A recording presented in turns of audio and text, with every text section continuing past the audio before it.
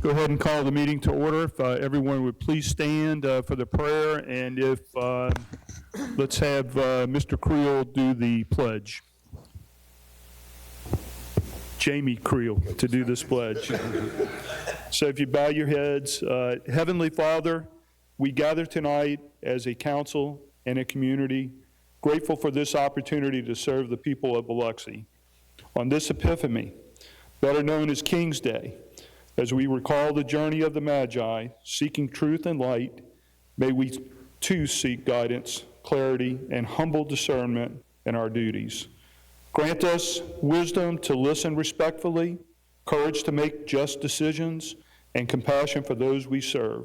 Help us to act with integrity, to seek the common good, and to shine light into every corner of our city where it's needed the most.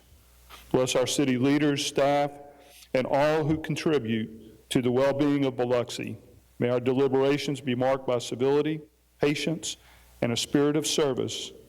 Guide our conversations, illuminate our judgments, and foster unity as we work together for a brighter future. Amen. Amen. Pledge allegiance. Pledge allegiance to the flag, United States of America, and to the republic for which it stands, one nation, under God, indivisible, with liberty, justice for all. All right. Thank you, everyone, for taking time this evening to join us for this first meeting of the year. I need a motion to suspend the rules. So moved. Moved by Mr. Tisdale. Second. Seconded by Mr. Creel. Any discussion? All in favor? Opposed? Motion carries unanimous. The clerk would read the revisions. To the routine agenda, we're adding a docket in the amount of $45,493.73. Okay, do I have a motion to approve the agenda as amended? So moved. Moved by Mr. Tisdale. Second. Seconded by Mr. Creel. Any discussion? None. All in favor? Those opposed? Motion carries. We'll move on to the mayor's report. Thank you, Mr. President. And we have a lot of smiling faces here, so Happy New Year to everyone. And you might notice a tie here. It's the first of every year I'll wear a tie, first meeting of every year. No socks, but still a tie. But I want a great pleasure to present a certificate of appreciation to Wendy Lally for her service. Congratulations. So the outside world can hear how much we appreciate by the authority vested in me by the people of the city of Biloxi. Wendy Lally is hereby awarded this certificate of appreciation in recognition for your contribution to the city of Biloxi Street Committee. A tough job. Thank you. We love you. We appreciate everything you've done.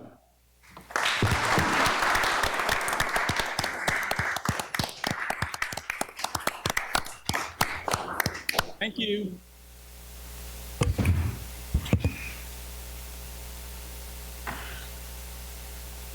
And that concludes my report. I'm just kidding. Christy, take the helm there.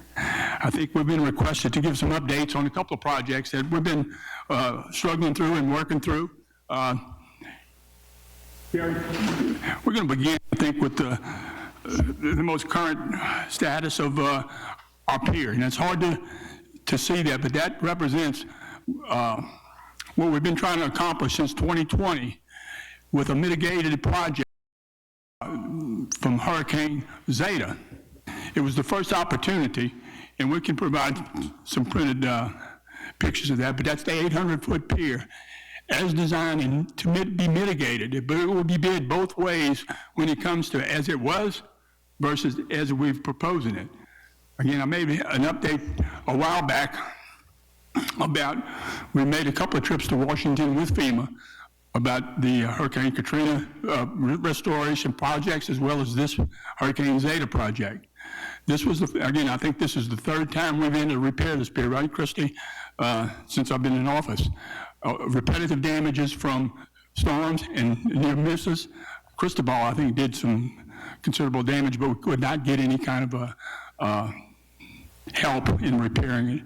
But this was the first opportunity to present and to do a repair that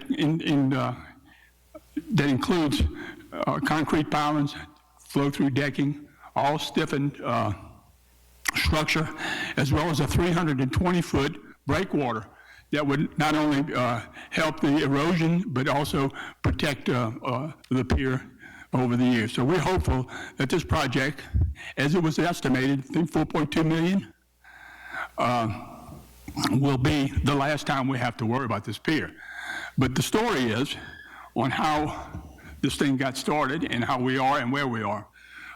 Seymour Engineering was engaged to come up with the concept and the design. And again, that's, we can provide some printed copy there of actually the project.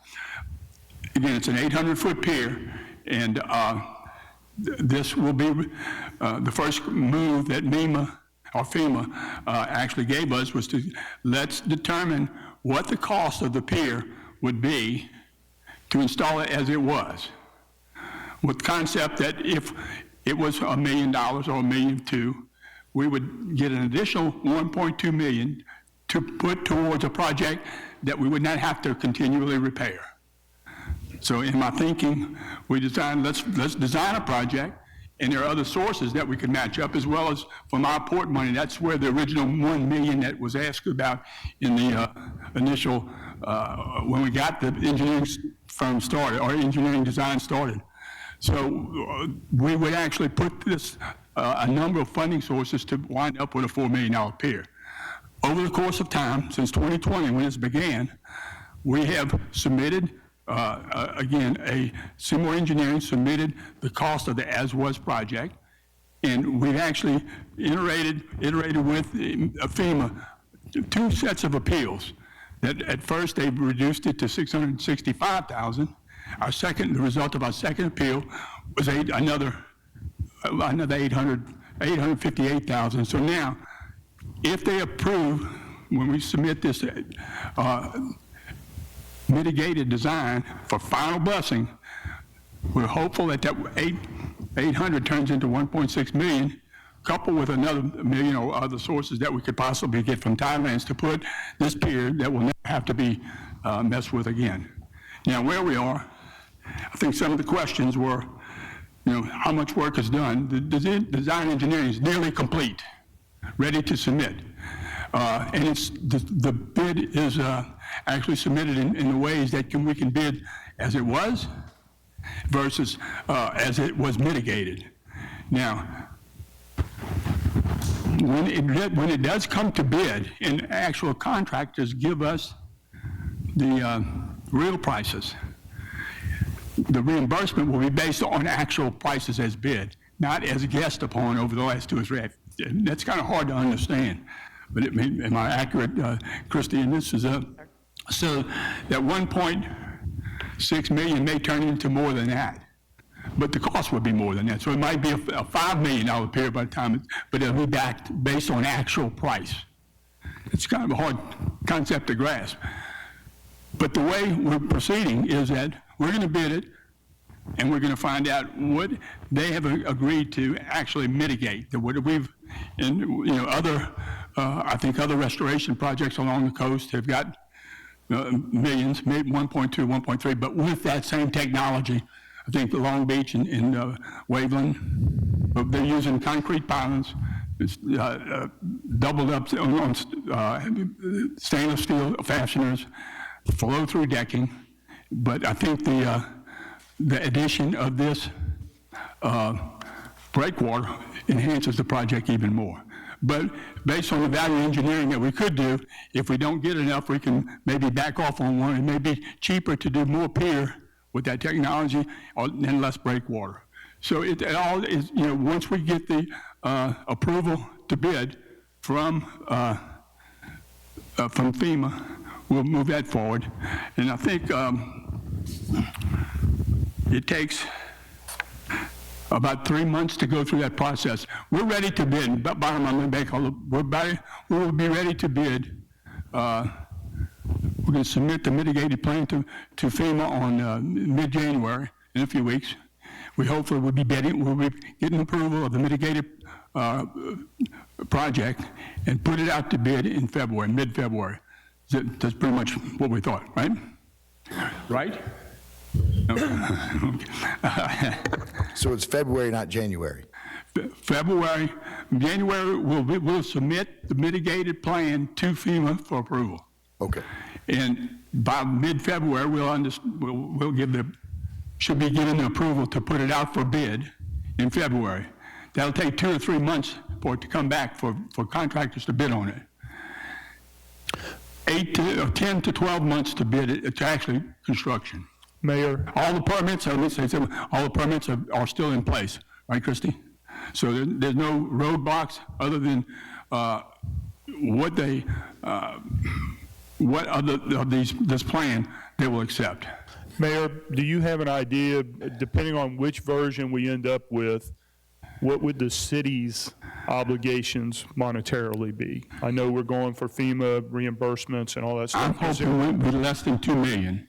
Okay, all right. But less than $2 million, that does not mean we're coming out of our pocket for $2 million. $2 million was our part of whether it's Go Mesa or, or other places we can't fill that in. So then I'm kind of asking, again, what would be the general fund obligation, not counting Go Mesa or Tidelands or whatever? Well, I don't think it would be a general fund obligation. It would be a port authority. That's a port fund. It would come out of our port fund? That's right. Okay. And Go ahead. Port fund, Go ahead, right? Jamie. Right? Okay. so And we had some interaction with the Secretary of State and some of the things that, it's common throughout the whole coast on what has been happening.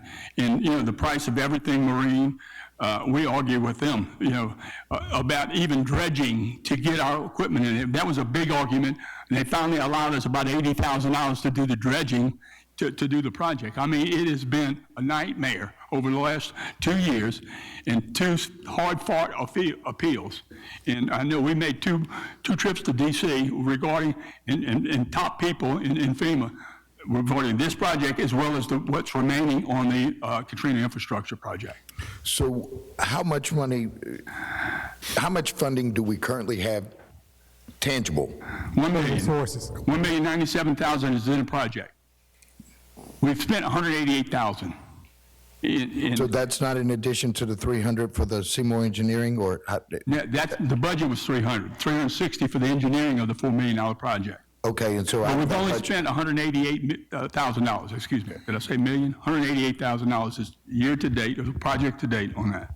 Out of the port, Right. port harbors. That's right. important to know. That's an enterprise fund, so it's not That's where the money sits. exhausting any of our general fund for our operation expenses. That's right. So the 1.97 minus 188,000 is sitting in the I port think, fund. there was a budget 197, $1,097,000. Right, and it's sitting in, it's tangible. We have that money tangible now. Yeah, that could, The other money is what we're submitting for and requesting to fully fund the project? right. So, yes. Okay, if the project is 4.2 million, we're hopeful that we got $1 million, then we need hopeful another 1.6 million. Okay, so that puts us, the difference would be, unless we can get things from, like the other cities have done. We're not asking for 2 million, 3 million, whatever it takes to us to complete. I think we're $1 million in. So the difference between $1 million and 2.6 versus the 4 million is what we're going to go after. But to answer your question, Councilman, I don't think we're going to hit the general fund for anything out of this. Okay.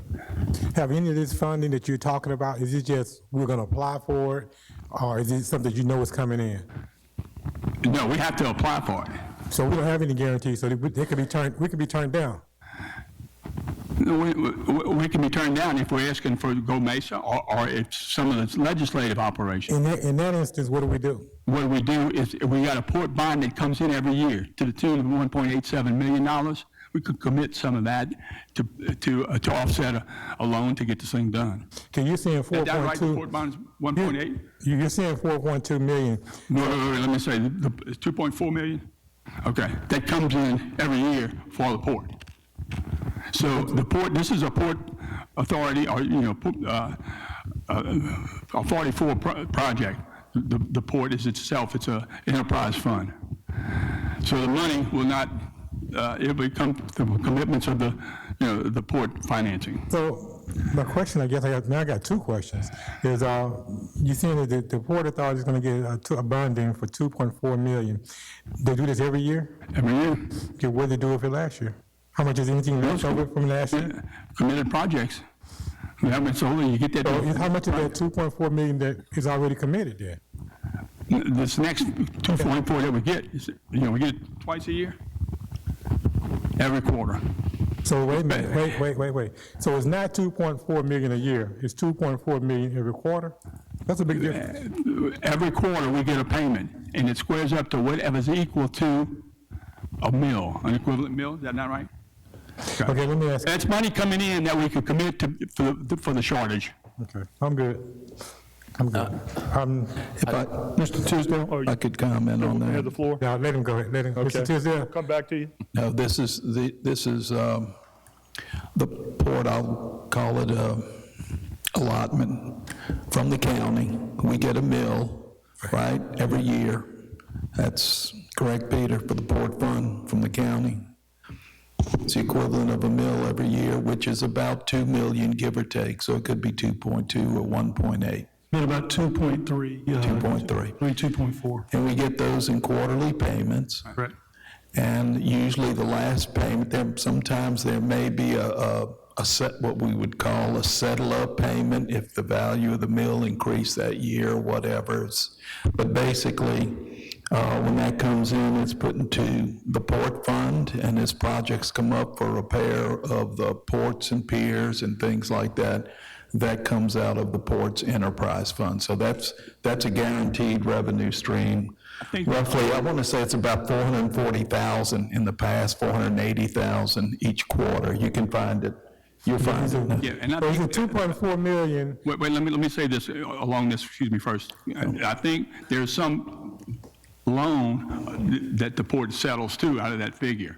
So then, Yeah, I think some of that money is, not the 2.4, it's less than whatever. Yeah. And as a check, it's minus the debt service for the port borrowing. that's correct. There's some debt out there that's tied to that. That's So- correct. So, so subtracting out all the debt. First, let me be clear.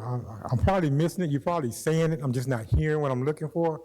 You're saying 2.4 million is divided among 4 payments. The 4 payments together equals 2.4 million, not 2.4 million payments. That's right. Okay, of that 2.4 million, which is approximately, okay, how much is already committed? How much is left over? We've not committed anything to future payments, to future revenue. So this is going to be future revenue 12 months out when we actually have to pay for that. So we can commit that revenue as it comes in to service, to pay for it. Okay, in the We haven't committed- we haven't past last year, how much of it was spent? I'm not sure it's committed to different projects that the port have Are had. these projects ongoing? Yes, they're ongoing. So that means they're gonna be ongoing next year that you're trying to commit? Yeah, but we're not going to spend, that's already committed. We don't have to spend any more than we've already done. Some This of is them a new spend the money project. twice. This is a new project that the potential source is the Port Authority bond that we will be receiving every year. Of the 2.4 million, how much of that are we able to commit towards this new project? You can commit as much as as much as needed based on approval. This is a project that needs fundings. And if we're short $1 million, if we're short $2 million, we can actually commit whatever we want. If it takes 2 years, it's going to take 2 years to spend it. Okay, so if we get our 1.6 from the federal government, and we get whatever other source that actually not in this legislative session, but maybe the next. But when we need it, we'll be using that as a revenue source to fund the project. Wait a minute, go back. The question, I guess I'm hearing you want to know how long this project gonna take, because it's been going on for a while. And can we start off with wait a I minute, said that wait. 10 to 12 months is Mayor, to build that. wait. You start off, I heard 1 year. You're gonna take about 3 months to get it bidded out. So we're talking about 1 year to construct. No, And I now said we're gonna spend 10 to 12 months to 2.4. construct. 10 to 12 months to construction, Which 3 is more 1 months year. to bid it out. It's 12 months, been 1 year for a long time. That's right. Okay, so Okay. 1 year. So now you're gonna take this money, 2.4 million. If we don't have the money, so we're gonna go back to wait for another year to do the 2.4 million. That stretches out to 2 years. It comes in every quarter. 2.4 million come every quarter, or? No, about 400,000 every quarter hits Okay, here. $400,000 every quarter. If you get through with 4 quarters, you're gonna get it roughly about 2.4 million. So that's 1 year, 12 months. Been that way. Okay, now after those 12 months, if that period's not done, we still don't have the financing. What are you saying, we'll go to the next year? We're looking at a funding source. There are other ways to use that revenue as funding for this project. So I wouldn't worry too much about the shortfall between what FEMA gives us based on the actual bid, because nothing's going to, whatever we need is going to be based on actually what a contractor will say they will do this for. So it's just Mayor, that's how- conjecture to talk about the shortfall at this point. We don't know how much the shortfall is, but I would guess we'd be ready $2 million from our end, from the Port Authority, to build this pier. Now, if you don't want to commit to it, that's, that's a problem. Not a problem, but you can't build a $4 million pier without funding. We understand that, but we're just trying to nail down the time frame. We also try to nail down, we don't want this to be an open time and an open source of the funding. So in other words, there's a blank check and blank time. So we're just trying to narrow it down. Go. So, quick question. If I can, real quick, Councilman Creel. Based on the funding of this, that's why Ms. Levante is going to have that based on the contracting is going to be like an ad-alt. All right? If we do this, this is the cost. If we do this, this is the cost, this is the cost. That will be able to allow us an opportunity from this council budget that we have and the council budget that we'll be going into to be able to then take a look at how are we going to budget this, which will answer your questions, Mr. Marshall. As far as for the budget for the port, that's the budget that you approved earlier this year. So those are the things that the council has already approved on there. If we have questions about any of the projects that are going on, after this meeting, you and I can sit down and we can go back through this current year's budget and take a look at it and see if you have any questions. I would be more than open to discuss that with y'all. But those are the things that are going on right now. With that quarterly money, it will come up to approximately 2.4 million that we work from those. But as we've developed this project, the first thing we've got to do is figure out how much it's going to cost us. And we won't know that until we bid the project. Mr. But Creel. that's why we're also going to build that project as an ad-alt. So we get multiple things. And if we know that we're not able to either go and get titling money, go Mesa, or anything else, then we scale back the project to where we can actually fund it and get this project built for the citizens of Biloxi. What's in place right now is in my understanding, if we're successful, we got 2.6 million in our hand, committed from Port towards a project that may be as much as $4 million. I know Director Labatad's patiently waiting, but Dr. Tisdale had a question, I believe. Do you still have a question? This Dr. Tisdale. All right, Dr. Shoemaker. Okay. Quite honestly, I forgot the question or two I was going to ask, but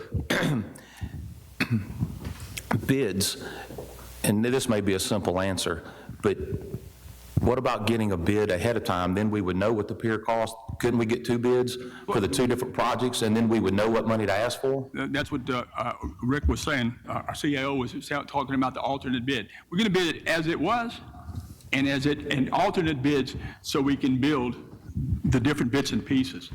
So it's going to be build it as it was and build it as an alternate situation. So you can build as much as we could probably build it as it was without any source, but we don't want to do that. The whole idea is to build something that we never have to worry about again. So it is going to be bid both ways in February once we get to committed, and it'll take 3 months to evaluate that. And that committal's coming, and we don't know if we're going to get 100,000, 1 million, or 0. We don't know that, correct? How much we're going to get? No, but we do know we know we're going to get at least $858,000. Okay, initially they discounted some of these things that we appealed 2 times because that was 1.2 million as it first came out. So, but we know, I think I'm comfortable in saying we can get 858,000 plus the million we've already got committed. If we get another 858,000 against what the overall project and how we put the alternates back together to spend whatever we think we need. It's kind of complicated because, that's how FEMA and MEMA and all it is. But once they get back with us, and we think that'll be sometime hopefully in February, middle of February-ish, that we'll know something. We'll submit it for bid. Right, but And the bid documents and everything are set up so we can bid it just as we said it. And then it'll take 3 months for the bids to come back and evaluate that, and then we move forward. Then the commitment will base for the mitigated items will be actual. So that 1.6 may be 2.5. Right? Okay. Mr. Creel? All right, so, I don't know where to start. Help me out. So question, the FEMA money that is under appeal, No, appeal's already done. so we won? We've got $858,000 to work with. Okay, so. Started off with 1.2 million. Not We the got hazard one- mitigation appeal, the as was costs. Different issue. Okay, so the mitigation appeal happens when? Well, we haven't really appealed because they haven't still been in discussions and we haven't gotten, I don't believe we've got a formal denial mitigation request yet. No, we got to submit the, Submitted things to them and we meet and we talk about it. So, I believe you said we started this project at the beginning of the conversation was 2020. the hurricane was November 2020. 22 is when actually we engaged. That's right. It was September, May 13, 2022, with the projected start date of September 2022. Right. So I get that. So my question is, we are in January 2026, and we haven't, if we have the port payments coming in once every quarter, if we have the $1,097,000 minus the $188,000 intangible money, and why didn't we bid this out last February or the February before? Why are we just doing it 4 years later? Because, let me say this, and I'll use some insurance. The delay, depose, and deny. That's every time you ask a question, you answer a question, they come back with other questions. That's why we've been in at least 18 months of this appeal process. And again, we've spent 2 trips to DC to get this, and we finally got at least an answer. And they whittled it down because this piling is over so many age, and it wasn't all Zeta damage. I mean, it was a task to get this second and final appeal. So at this point, you're losing the value of the most iconic pier, and I'm telling you, all of our senators, all of our representatives, Congressman Ezell, have been through this with us, and they're on board. Come to some assistance here. This is since 1848. This pier has been here, the most iconic pier on the coast. Well, it's, Wait, let me right finish. now it's a proposed iconic pier, because right now nobody can walk on it. Well, anyway, it's part. If you don't want the funding, let's go. If you don't want FEMA's help, that's what we need. We need their help, just like they're helping everyone else. I don't want to get behind the curve on what we need to do, but it's so valuable. Just like anything else that's valuable to us, we've got to put every effort. So bottom line, it took 2 years to get an appeal, to get the final appeal. And we were whittled it down to $1,019,000, I think. And we said, okay, take the pilings, just give me the money, we got to put this back in business. Now, so as Councilman Marshall said, it's going to be 18 months before we walk on that pier. But we're going to be walking on it, and we'll be walking on it for many a year. So it's worth the effort to try and whittle this down to where it's affordable from a number of different money sources. So, Mr. Gray, we got 1.6 in the bank. Nope, we got $1 million in the bank. We got $1 million. We've got an assurance that we could get at least $858,000 from FEMA to put the pier back as it was. So, but time. But let me say, with the opportunity to get an additional $858,000 to mitigate what we're putting back into the pier. Right, so hopefully we'll never have to build it again. Right.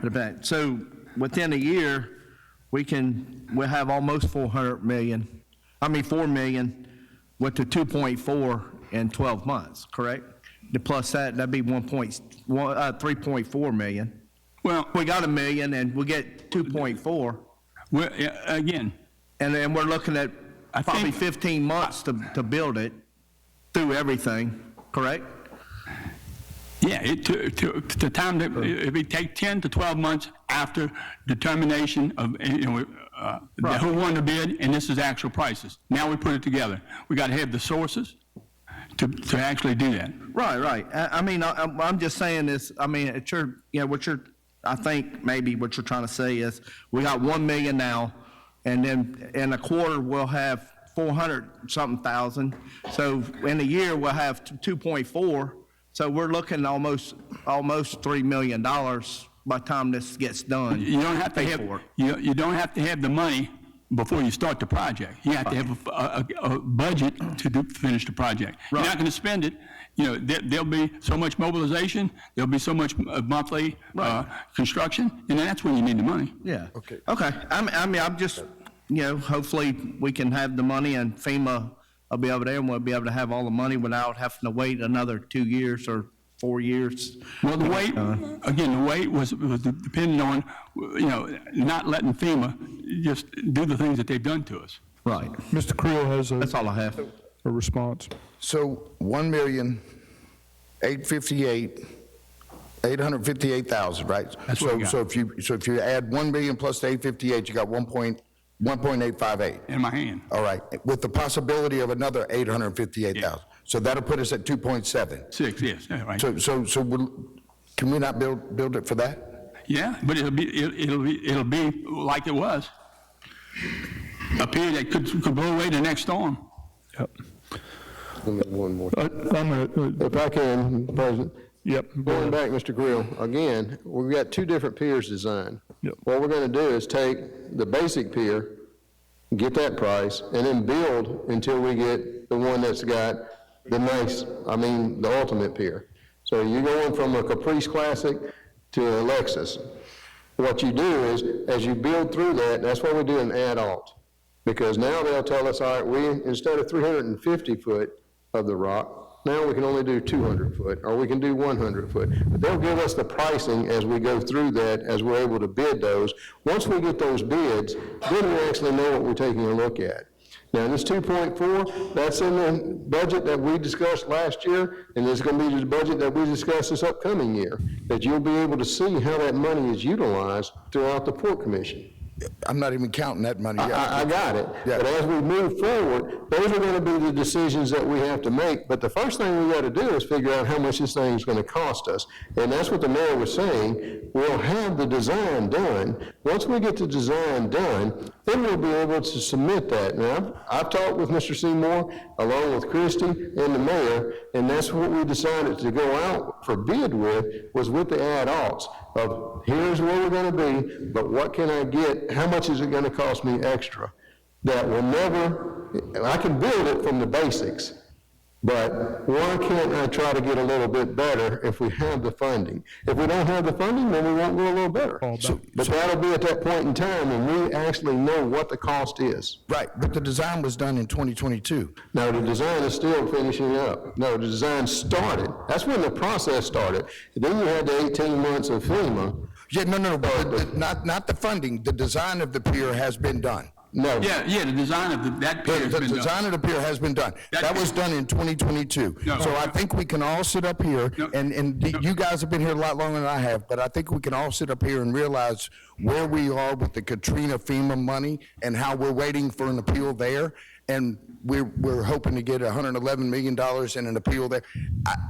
I'm not in favor, and I can't speak for the rest of these guys, but I'm not in favor of hoping that we get something and starting to design this pier and build it with the hope of FEMA coming across with some more funding, and then we have to go to another appeal, and it takes us 10 years. No, but that's what we're doing. We're 4 years into the design That's what we're doing, is phase the now. way in which we're going to bid it, Councilman Creel. That way we know that we can build this whenever we bid it.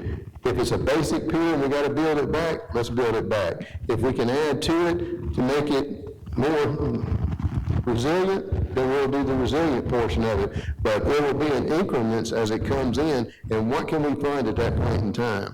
I mean, There is no hope. Let me chime in first. Design is done, we're gonna put it out for bid. Once we get the bids in, then we'll be able to decide, all right, here's the money we're gonna spend, here's the money that we're not gonna spend. Thank you. I got a question about the money. Go ahead, sir. Let me just chime in a little bit.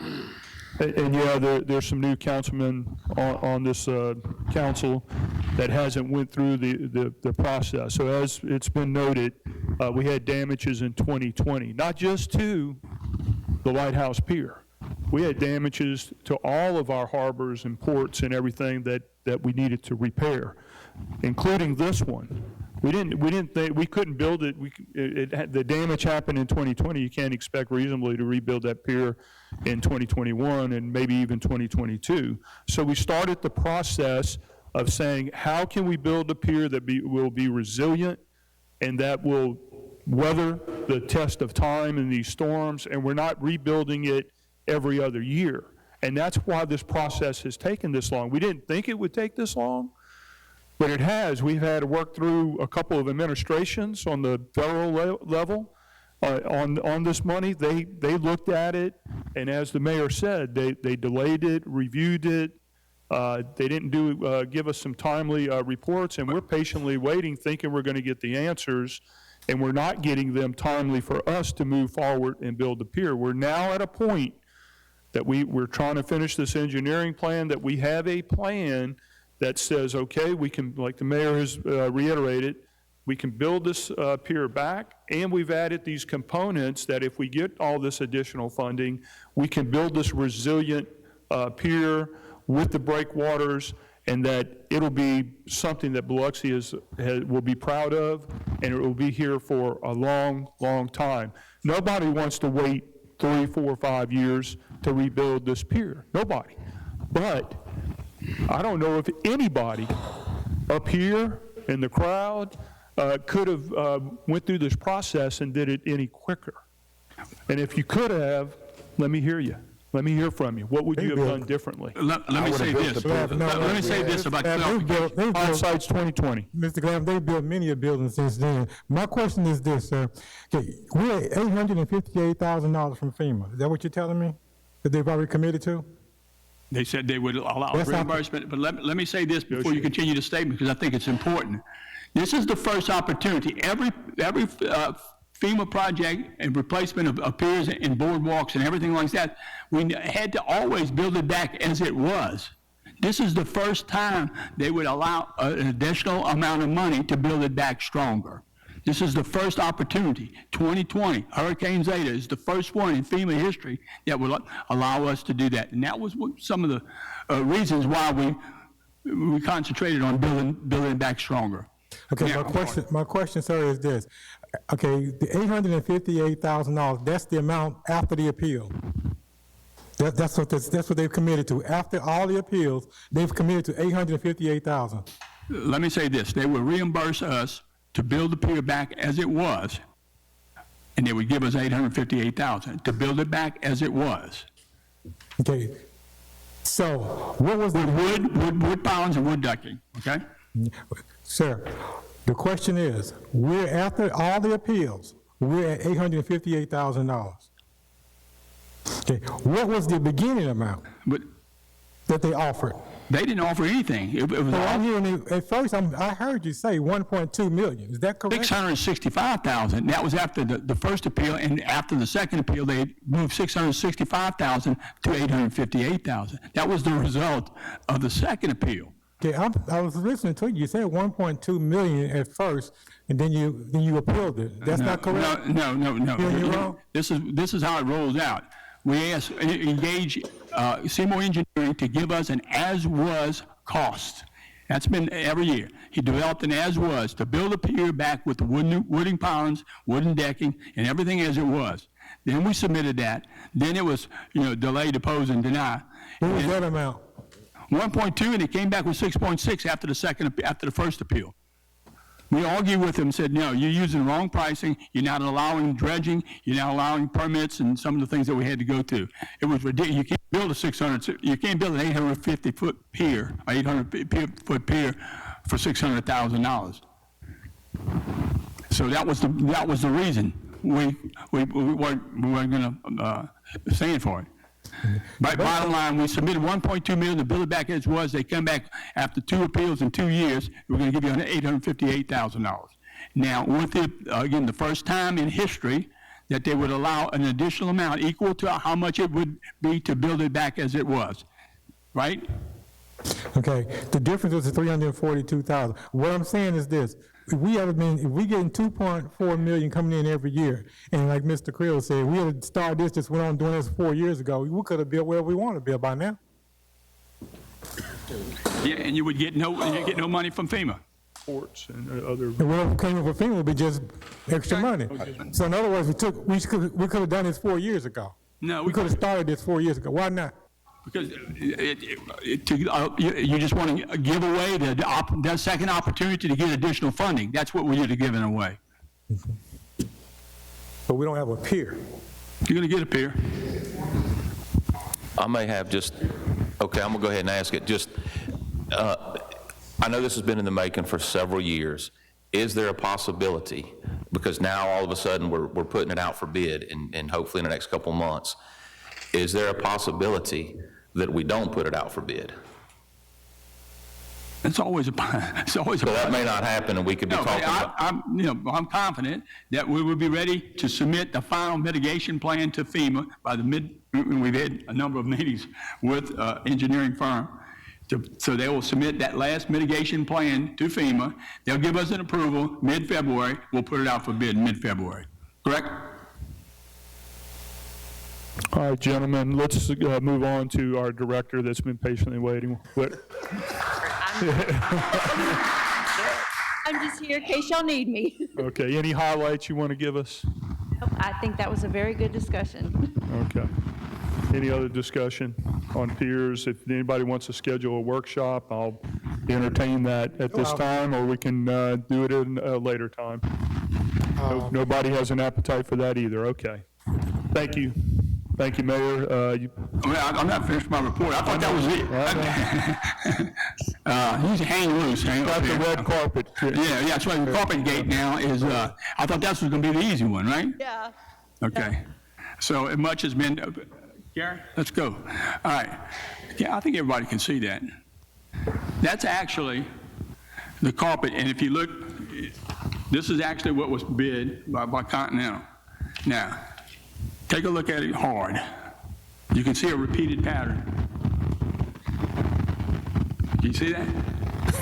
Can you see it? Are you serious? Can you see things? Yeah. Look, can everybody see it? Looks like a dolphin. Well, wait, no. Now, in order to do that, that was submitted to us by Continental, the bidding. A couple of things that were at our point there. We had a 72-inch repeated pattern on a roll. What do you call that? Yeah, we bid it 2 ways, broadloom and tile. And this is a 2-foot by 2-foot plaque, a 2-foot pieces that pretty much 95% of the commercial people putting in carpet in offices use this. The upside, it is a little bit more expensive on the short end, but if there are problems with spillage or tearing, it's a simple matter, picking it up and putting it back down. With that, in each one of the packets, there are actually detailed instructions, and on the 14-piece 2x2 tiles, it says read directions carefully. And if you take the tile and you put it over, there are arrows and numbers. So you put it together by the numbers, that's what it looks like.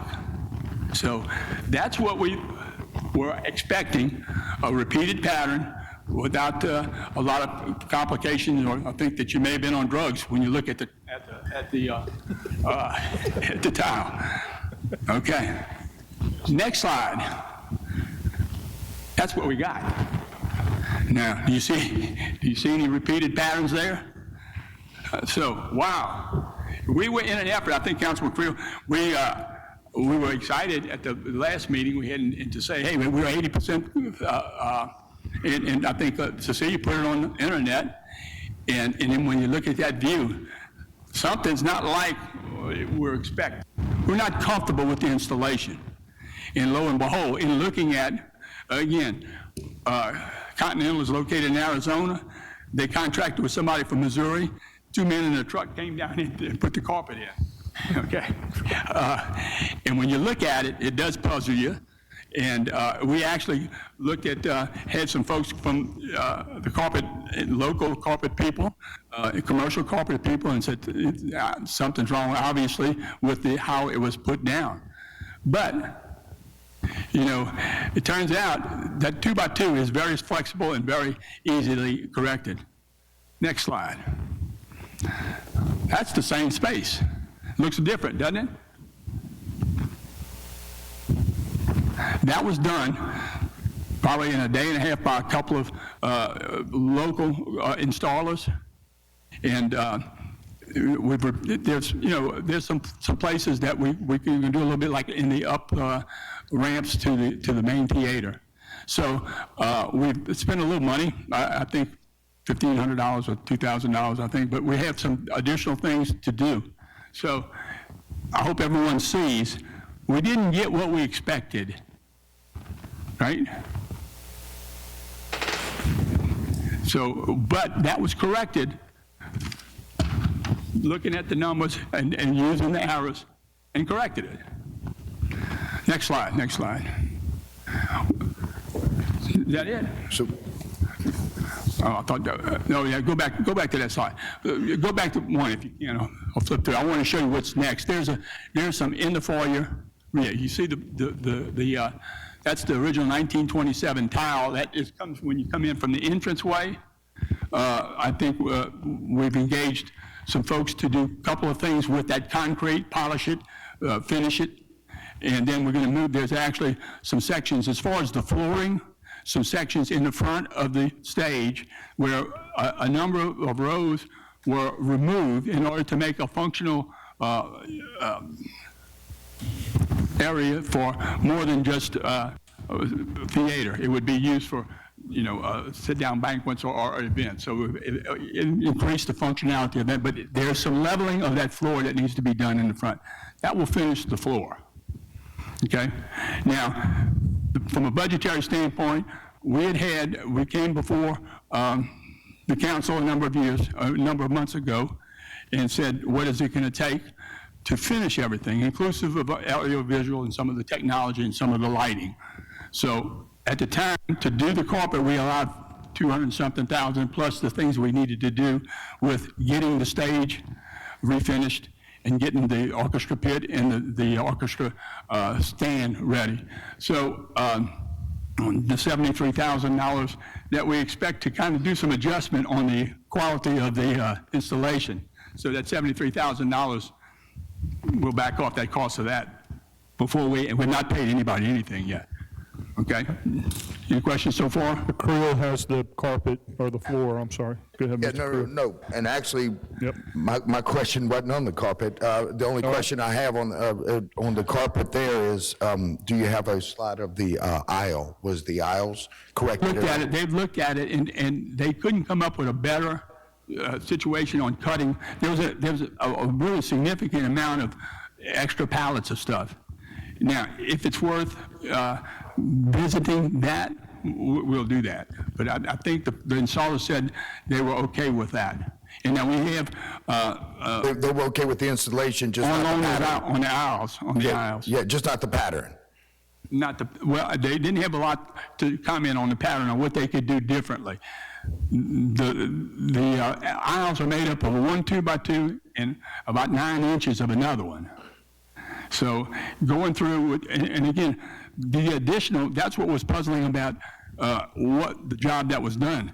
When you look at, 1, 2, 3, 4 pallets of these stacked up 2x2s, what's going on?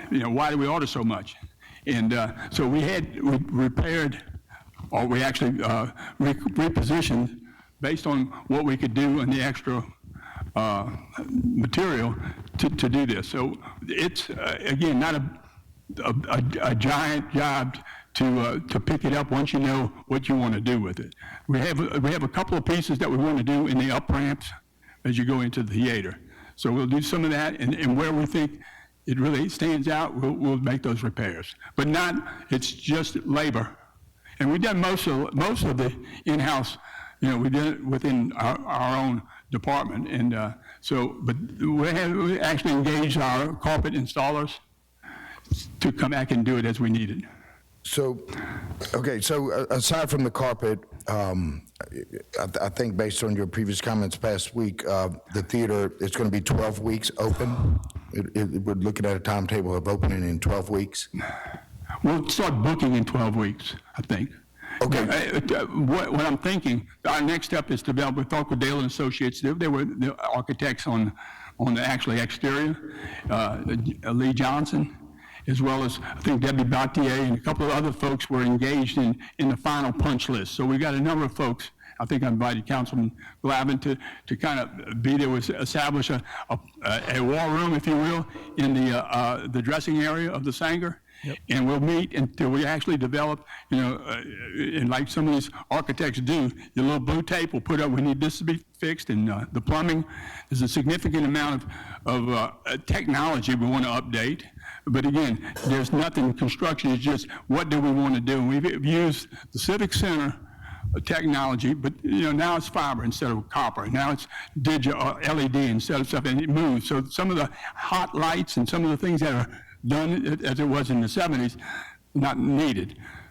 Let's start from the front of the house. I think that would be the lobby area, and then the foyer. Okay, we'll finish that and go forward. The bathrooms, everything's, and I think you went through most of the things with us that one time when you first got there. But basically, we're going to develop a punch list for the front of the house, in the theater, and then on the stage. Okay, so with that, and that actually was question B, what elements remain to be completed before opening can take place? And if we can be specific with the timetable and funding source for each element. So with that punch list, is there a timetable with the punch list and a funding source to complete those? Well, to complete most of the audio visual, that means the new lights and racks of battens that will move the motorized things that move the back of the house. Again, the complexity of the fly tower. That was a complete rebuild.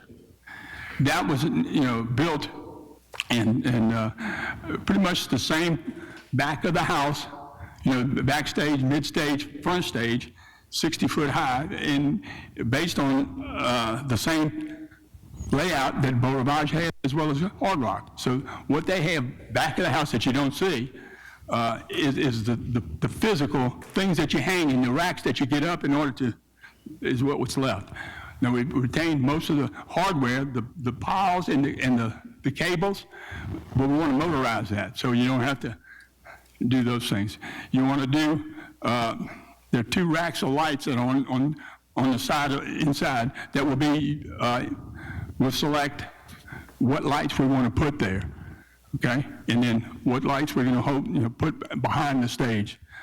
Again, we probably have 100,000 or so to finish that part of the ball game. Do we have that money? Yeah, that's in the budget already. We were hopeful. The way we looked at it, and again, there was you can spend as much money as you want behind that, but to get the audio visual. And the performance equipment that you need, you got to put the curtains up, the fire curtain, as well as the Sanger, and we've retained most of that, but I think we've got a big donation of some curtain from the Beau Rivage. So that's to be assembled. And we've engaged some folks that were involved with the Hard Rock and Ground Zero, as well as Beau Rivage, to help us through the punch list. Okay. And that's what we'll be doing over the next couple of weeks. So, all right, so 12 weeks to start booking. So so we still don't know when the first act will. No, and we're engaged. Let me say this about that. For the last 2 years, Venue Works, we went off an RFI, looked at a number of people that had some experience in booking and utilizing theaters across the country. Venue Works was one that we had a couple of visits, Peter, down here. They understood the potential here, and they've had, again, in Iowa and a number of other places, and I think they actually manage the Vicksburg Convention Center now. What we wanted to do is get in a place that would say, this is what I need in order to go out to Broadway. This is what I need in order to do country music, those kinds of things. We've been engaged with them. We haven't committed anything. We haven't, but and talking to other people also at this point, because times and things have changed as far as what we want to go after. But the position that we want to be in, that if we turn it over, which we're committed to do by June, to a third party, that we have the conditions ready. We want to do another situation that we have with a park down the street. We want to be in a mode that actually does some things that will add a significant amount of activity and revenue to our ball game. So that means we want to stay ahead of what people were going to ask, that they would actually back out on some of their, we want to have every opportunity to go hustle 50 events a year. Okay, so back to the punch list in the timeline and that, is there any way we can get a written list of what is left? And the only reason we're getting asked daily, especially now with the carpet. I would invite you to be part of this punch list so you can see what's going on. So just come down here and you can see what is going to be done. This is not we want Sanger friends and people who are interested in putting this iconic theater. There's not too many of them left in the world. But, you look at millions of dollars, and we've got a carpet and pictures of Sanger here and Mobile and Hattiesburg, and we're almost one of the last of the Mohicans. So we want to actually be in a good mode, and I think we have an opportunity to be the most technologically set up Sanger that's around. So, and we have budgeted money for the audiovisual? We've got the remnants of that $200,000, but also we were talking about to really complete and put some of the heavy-duty stuff, video walls and something like that. We were looking as much as $400,000 with the impact of Friends of the Sanger. They're no longer, a lot of them have passed away. A lot of people have still a lot of passion, but to do a fundraising effort. There's some sponsorships, and there's a significant amount of, and that would be part of this punch list to move this forward, so that money can be, that $200,000 that was done, no one can be paid back. So we will have to have the fundraiser before we have an event? No. It takes months to set up the sponsorship, sell the bricks, sell those opportunities, but it's ongoing. We don't have to wait. We just need to actually move it forward. This is, there's a lot of opportunities corporate-wise, just like we did with Keesler Federal and a number of other places. They can help out with the funding of this last push over the top. Okay. So we still don't have a timeline of the first act or when? Not till we determine who is going to take over this ball game. Okay, so, and that's got to be done by June, so that's less than 12 weeks, right? I mean, that's more than 12 weeks. Well, we can start things that they will be actually booking things, but there may be some opportunity for dance recitals and so forth that's not needed before they execute the contract. I mean, that's the whole thing. I can't tell you how much money, my family and my sisters and my daughters and my cousins and those kinds of things that happen in that situation. There's a number of dance folks that have a real interest, and they actually indicated what needed to be done.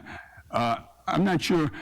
We actually, a production company out of Mobile, came up and set up a video wall and some of the audio visual, the sound system, and that's the kind of thing we need to just replicate. It takes a little money and selection. Okay, thank you. That's it. I guess. Mr. Shoemaker, you got anything? No, sir. Mr. Tisdale? Yes, sir, I do. A couple of things. Ms. Labata, that was an excellent presentation. Thank Very you. much. I tried hard. Mr. Creel, I have a question real quick, if you don't mind. The real Creel. Cuts both ways.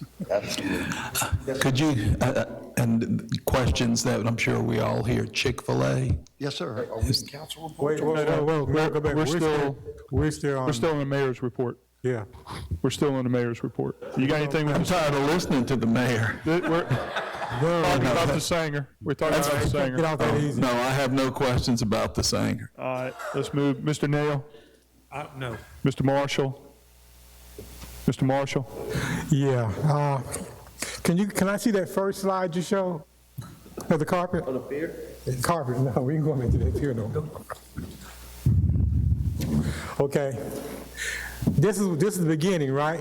No, that was not the beginning. That was actually what was pitched to us. This is the carpet, the 2x2 carpet that was approved by Archives and History. That was another part of everything that was done had to be approved, including that carpet. That's not an actual picture of our carpet. No, that's the pattern that we bought.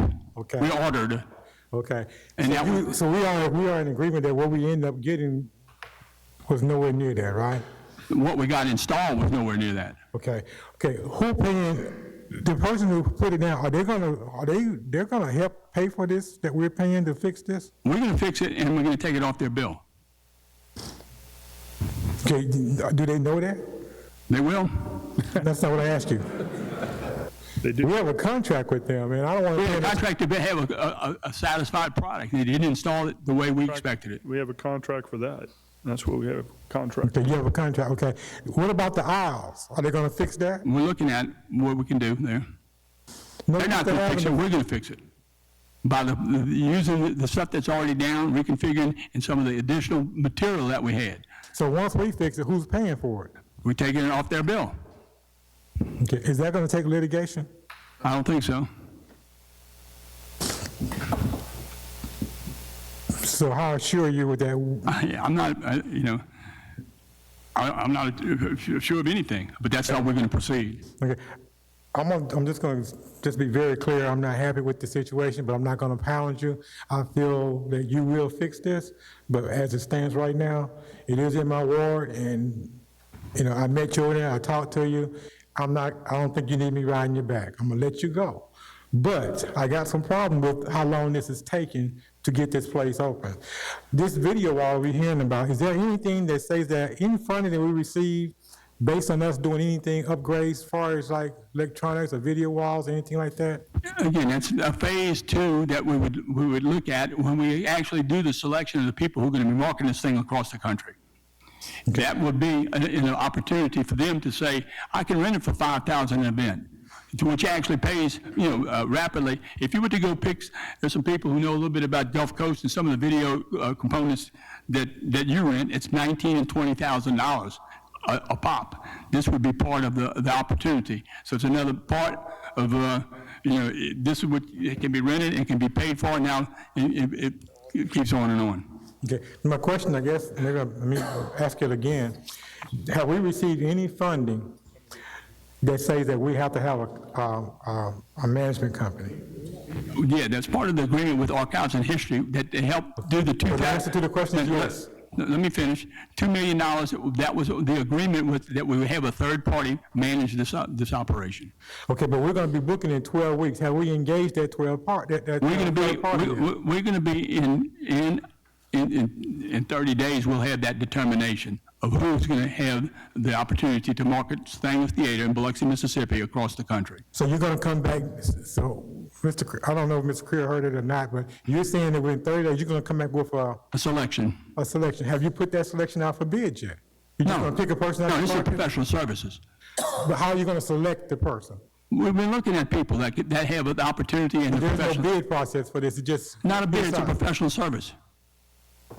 So you're gonna pick somebody? I'm gonna pick somebody. All right. I got one question. Yes, sir.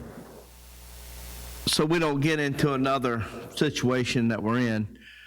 Whenever there's $2 million and you have to pick somebody to run it, how long are they supposed to run it? Is there a Well, there'll timeline? be a period of performance, annual. I mean, is it 2 years, 10 years? Could be 2 years. So is there gonna be a contract? So you don't have to come to us to ask us, you just do No, contract? you really have to approve the contract like all contracts should do. Right, and what I was asking is, we have to get a professional. Negotiate the agency to run it. contract with them. And how long is, to get that $2 million, how long is that No, contract? we got the $2 million. That was part of the restoration. We got the $2 million. Right. The agreement, MOU with the state of Mississippi and Archives and History. That's why we had to pay attention to everything that was done. The repair of the plaster, the actually selection of the carpet, everything, the colors had to be within their blessing. That we agreed to, that when we opened the doors, and we didn't say when, we did extend, we said, we're looking for, such and such date. But that date is, we see the light at the end of the tunnel. We will execute that agreement with a third party in the best interest of the city of Biloxi to market, the theater. Right, but we're not tied into a long period of time. As far as the term, that's negotiable, be part of the contract. My thought is something like a 3-year initial term, right to renew, a couple of 3-year successive terms. Okay. You remember, like the Coliseum, when I was serving on the Coliseum, we had Aramark and ARA, and then Levy, and a number of other ones. So there's similar to what the Coliseum engaged with the people who operate the food and beverage. Right, we just want to be in a 20-year term we can't get out of. No, absolutely That's not. all. That's it. So my question, going back to my question was, okay, this contract that you said you're going to pick somebody for us to come in and vote, we got to vote to approve it or not approve it. Normally, they come, when they in a contract with a third party, they come with rules and they come with things that they're going to require. Yeah, that's right, and we anticipated that in what we've been doing. That's all I did. We anticipated, and we're in negotiations of the people, what do you require in addition to what we've already done? But over the last couple of years, we've understood what needs to be done as far as technology. One example is they used to have coaxial cable everywhere instead of fiber, and internet is ready to go. So we have the ability to reach out right now. What we've already done. We don't have to do anything. So Mayor, I'm going to have to ask you to wrap it up. Your time is I'm done. expired. So. I'm done. I guess you are. Okay. Ring the bell, Kerry. All right. One quick question. That concludes my report. Thank you. You got a couple more things here. Just real quick. Okay, go ahead, Mr. Shoemaker. Mayor, I think you already said it. I just want to make sure I heard it right, though. So no city employee and no city department, per that contract, can oversee any of the third-party marketing or anything for the Sanger. So we have to, per that agreement or contract, we have to hire a third party. That was the agreement. Okay, that's all I have. Thank you. All right, thank you. I'd like to make a statement before we go any further, if you don't mind. Go ahead. Okay. I can't in my report. Yeah. You got some travel expenses? That's it. I wanted to ask the council to approve set upon the minutes the expenses of our Biloxi travel expense credit card. Thank you. Thank you, That Mayor. is my report. A little bit of executive privilege. I'll have about 90 seconds, give or take, on your council report. So we'll go ahead and start with Mr. Gray. First, I want to thank Public Works for cleaning up a mess off of Maple Street. It was a pretty good mess, and the sad part, as soon as they got it cleaned up, somebody came within an hour and dumped a truckload of tires out there. That made it really look worse. But I want to thank y'all for getting out and doing that. And just one thing, this B-Connect, people understand you don't have to throw your trash out on the side of, on a dead-end road. You can actually just set it neatly somewhere and call the B-Connect number, and they will come and pick it up. So you don't have to trash the city. If they use that, they call the Public Works number, they can get out there and help them get this. And I mean, it just makes the city look bad whenever they can just actually set it beside the road and call and get it cleaned up. Ms. Labata, well, I got you in the hot seat over here. Have we got anything new on Roadbird? I've been getting a lot of calls on that. No, sir, we don't have any funding available, so nothing's moving forward on it at this time. Is there any way we can start looking into it maybe to see what it's going to take to get it fixed in case we do find the funding? Yeah, That way we kind of ahead of the game? Yeah, we can do that. We can start pulling some numbers together. We've got a ballpark estimate, but we can do a closer cost estimate And on it. that would be part of a number of things we discussed on the possibility of the bond that we're looking at. Right, it is. And last thing, we fixing to have a good man retire, 35 years of service. He's going to be deeply missed. I've enjoyed a lot of conversation with Chief Miller. Whoever takes his place has got some big shoes to fill. And I just want to congratulate you and give 35 years service.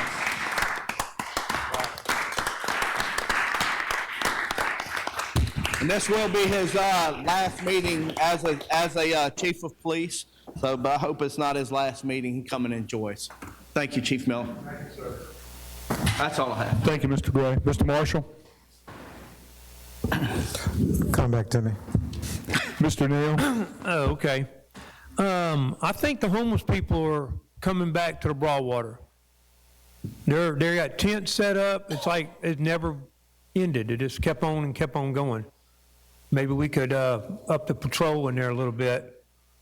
I'm still going to take the ride with Lewis on that next week. And I talked to Jamie already about moving the bathrooms, the porta potties closer to the playground. Those poles that's going up the road towards Atkinson with the chains in them, every other one's like been hit by a car. Can we fix those or just take them up? Yes, sir. I was talking earlier to someone about that. I think they were originally put in as some sort of barrier for vehicles so they don't go onto that walking area or worse, into the bayou right there. But it still seems that, in the morning we'll come in and one of them will be knocked over or chain will be pulled off or something. And I think it's something we need to look at, as a city. Do we want to just remove those poles and chains, or do we want to look at putting something there, that may last a little, but people seem to hit them all the time or around the corner. I guess people pulling trailers. There was a bumper sitting there in front of them. A trailer hitting one of them on the curve right there before you get to the boat launch. Yeah. But no, it has been an ongoing problem that, we need to look and see what the best, something that, we can investigate with Rick and the mayor and kind of come up with something along Hiller Drive right there on coming in off Atkinson, the stanchions and the chain. Yeah, it just looks like we just don't care. Right. Well, to fix it. We'll look at, we've got some, of course, sometimes when the cars hit them, they shatter them or whatnot, or damage the chains, but we'll look at something and at least try to maybe clean it up and tighten it up to where what we do have there looks a little bit more presentable for the meantime. Okay. And 2026, Hiller Park is going to be completely nice. We're going to do it right. We're moving on it. Yes, Yeah. sir. All right. And I was just going to tell the people on the car wash by the pub that they're starting the project this week. They started it today, actually. Going to be little offices, isn't it, Jerry? Yes. Yep. All right. And then what about Azalea Street? When do you think that's going to be open? People's been asking me about it. By Woody's? Anybody know? I think we've discussed the plan as far as putting the curbs, that we added the curbs curb. today. Yeah, probably 3 weeks, it will be actually scheduled to be paved. So within 3 weeks, yeah, he's going to put the curbs, in many cases, absolutely installing the curbs. That was an add-on. We told him to put the curbs there, and he had to reschedule. He's going to pave without the curbs, but they're going to put the curbs in first and then schedule warrant pavement to finish that. That little section, was it 120 feet, something like that, you think? All right, and then I'm going to have my first ward meeting on the 26th of January at 5:30 at Donald Snyder's. Won't be no food, just add water. Just add water. That's water. Now, we might have food. All right, well, that's the end of my report. Thank you, Mr. Nail. Mr. Creel? Just a few things. Any update on the Be Alert status as far as it coming back on board, or? Last month. Yes, sir. Well, matter of fact, we're actually in negotiation of possibly canceling that contract with that company and opening up another one that the police department are working on. So we're right now currently in those to try to transition to have that up and operational within the next 4 to 5 weeks. Perfect. So we're still having issues with the other company from that. I know it's been down for a while, but we have been progressing through there with Cecilia and with Shane during IT, and we've been working with John and them as well. How can we make this better for the future? So me and the mayor got briefed on that, actually Monday. Perfect, thank you.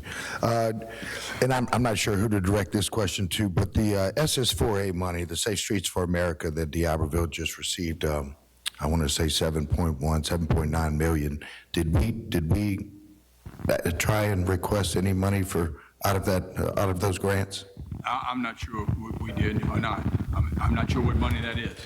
Yeah, so, I mean, it's a federal program through Washington that provides safe streets. You can use it for sidewalks, you could use it for lighting. It's to provide safe streets for America, simply is what it says. And D'Iberville just, they just were awarded 7.9 million from that grant. So I was just wondering if, I don't know if Keith is up there doing anything. I'm not or- sure of the projects that are eligible that we have, on the radar, but we'll definitely I'll look at it and see what's going on. So with Keith being in DC, and that's another reason why I'd like for him to be either accessible or something so we can ask these questions. With him being in DC, is he just working with FEMA or is he looking for other monies that we can get? Working for us specifically on, of course, we try to give him direction, but we don't know all the directions. He should be aware of those kinds of opportunities. Okay, so we're on the same page there. Well, there's some opportunity more to connect. It's on the same, I mean, obviously whoever's representing D'Iberville is aware. Yeah. So at 7.9 million, that'd go a long way with sidewalks and lightings throughout the city. And just a reminder, Beautification Commission meeting tomorrow at 11 o'clock right here in council chambers. Thank you. Thank you, Mr. Creel. Mr. Tisdale. Thank you, Mr. President. Mr. Creel, very quickly, 25 words or less. What's the latest on Chick-fil-A? We've approved all the plans. Fire department's approved the plans. They've gone out to bid. The scheduled start date is either late March or early April. Thank you very much. Appreciate that. 12th night was last night. They had a really good turnout here at City Hall. It looked like they had more folks this year than last year, so it's something to put in on your calendar for next year. Next item, I'd like to thank Wendy Lally again for her 3 years of faithful service on the tree committee. That's an unpaid position, and I appreciate her time and effort to help make our community a better community. Thank you, Wendy. Appreciate that. And last but not least, every time I see Chief Miller, he looks a little smaller, but his smile is bigger. So like the Cheshire Cat, in another week or so, all that'll be left is the smile, and then that's going to disappear, isn't it? Thank you, John, for the job you've done for so long. Thank you. That's it, Kenny. Thank you. Thank you, Mr. Tisdale. Mr. Shoemaker. Really just one thing, and honestly, I was thinking we had a council meeting next week, and I was going to say I had a good bit to say about Director Miller, and I didn't realize we didn't have a meeting next week until Councilman Gray said something a minute ago. So, but I have to say something. I worked with Director Miller for many years. We were on patrol together back many years ago on midnight shift. And of course, he ended up being the chief, and here I am. Who was the smarter guy there? Obviously, he was the smarter one. But honestly,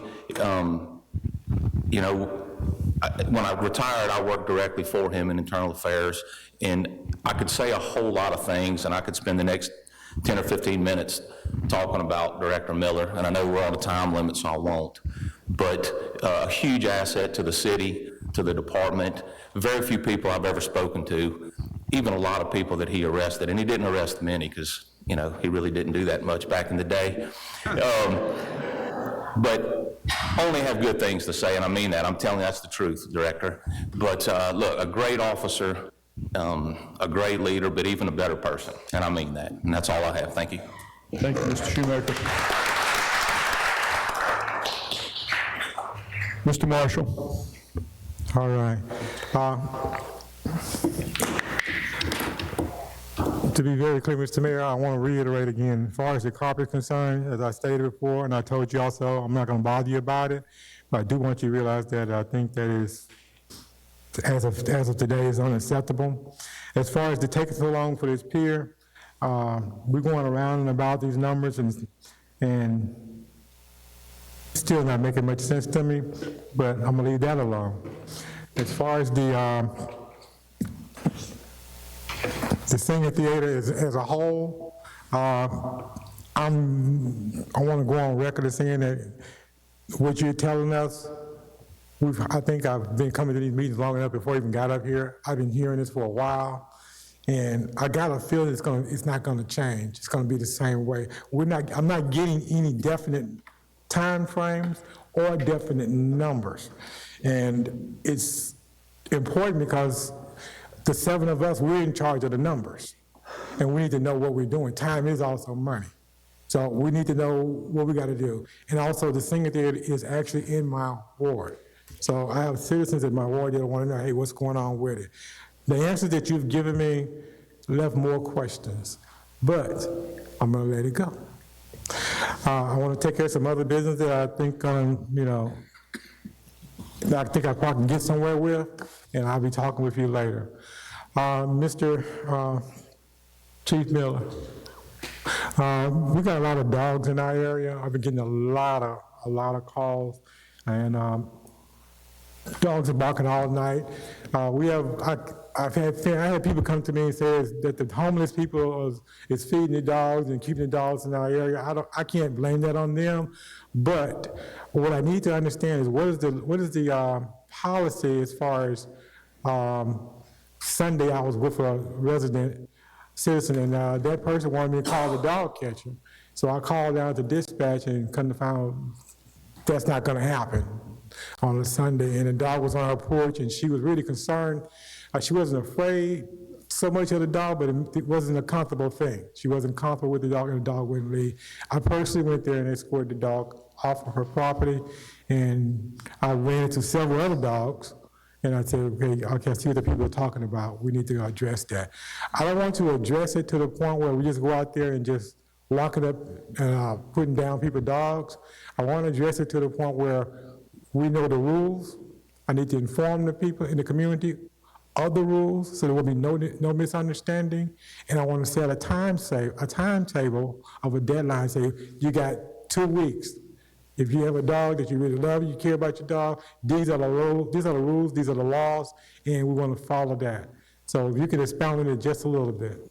Sure, what I'm going to do first is tell you that we need a third animal control officer. That way we could work the weekends.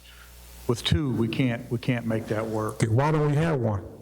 We put it in the budget last year, And and it was cut. so we don't have the money. Okay, that brings me back to my favorite little old rant. We got a casino. We're one of the richest and wealthiest communities in this whole state. We're one of the wealthiest cities in this whole state, and we're broke. We don't have the money for a dog catcher. That makes no sense to me. I appreciate you, and I've just grown to just really appreciate. I really appreciate you. I love what you're doing. I know it's not your fault. We control the money. We cut the budget. But I just gotta say that. I wasn't going to point y'all out, but Yeah. That's the last week on the job. We'll take the blame this time, but if you was gonna be here another month, we'll blame it on you. But no, we should not be in that position. It's just, I think our message is that we need to fix that as a council. We should be able to, at least in this city, I can understand Jackson, I can understand these other cities not having the money for a dog catcher, but that's not acceptable at all for this city. And when we call, we want an answer. That's all it is.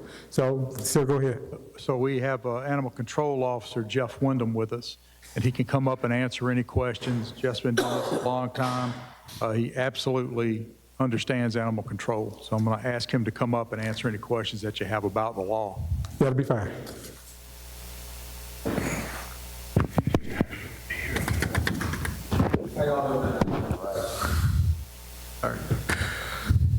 Where were you Sunday? Sunday, I was in Panama City Beach with my wife, with her great-grandfather turning 100. I was chasing dogs. Okay, what I need to understand is, and this is so that we can educate the public. I've already pulled the rules, and I know them, but I want my people to understand so they can just don't be calling me, asking me questions. So we're gonna go straight from the animal control horse's mouth, leash laws, and what happens when you go pick up a dog? So once we pick them up, it goes straight to the Humane Society. After we scan them, if it has a microchip, we'll do everything in our power to get in touch with the owner. We can't get in touch with the owner, it goes to the Humane Society. Okay, what are the leash laws? Leash law states that no person shall willfully or unlawfully allow any animal to run at large.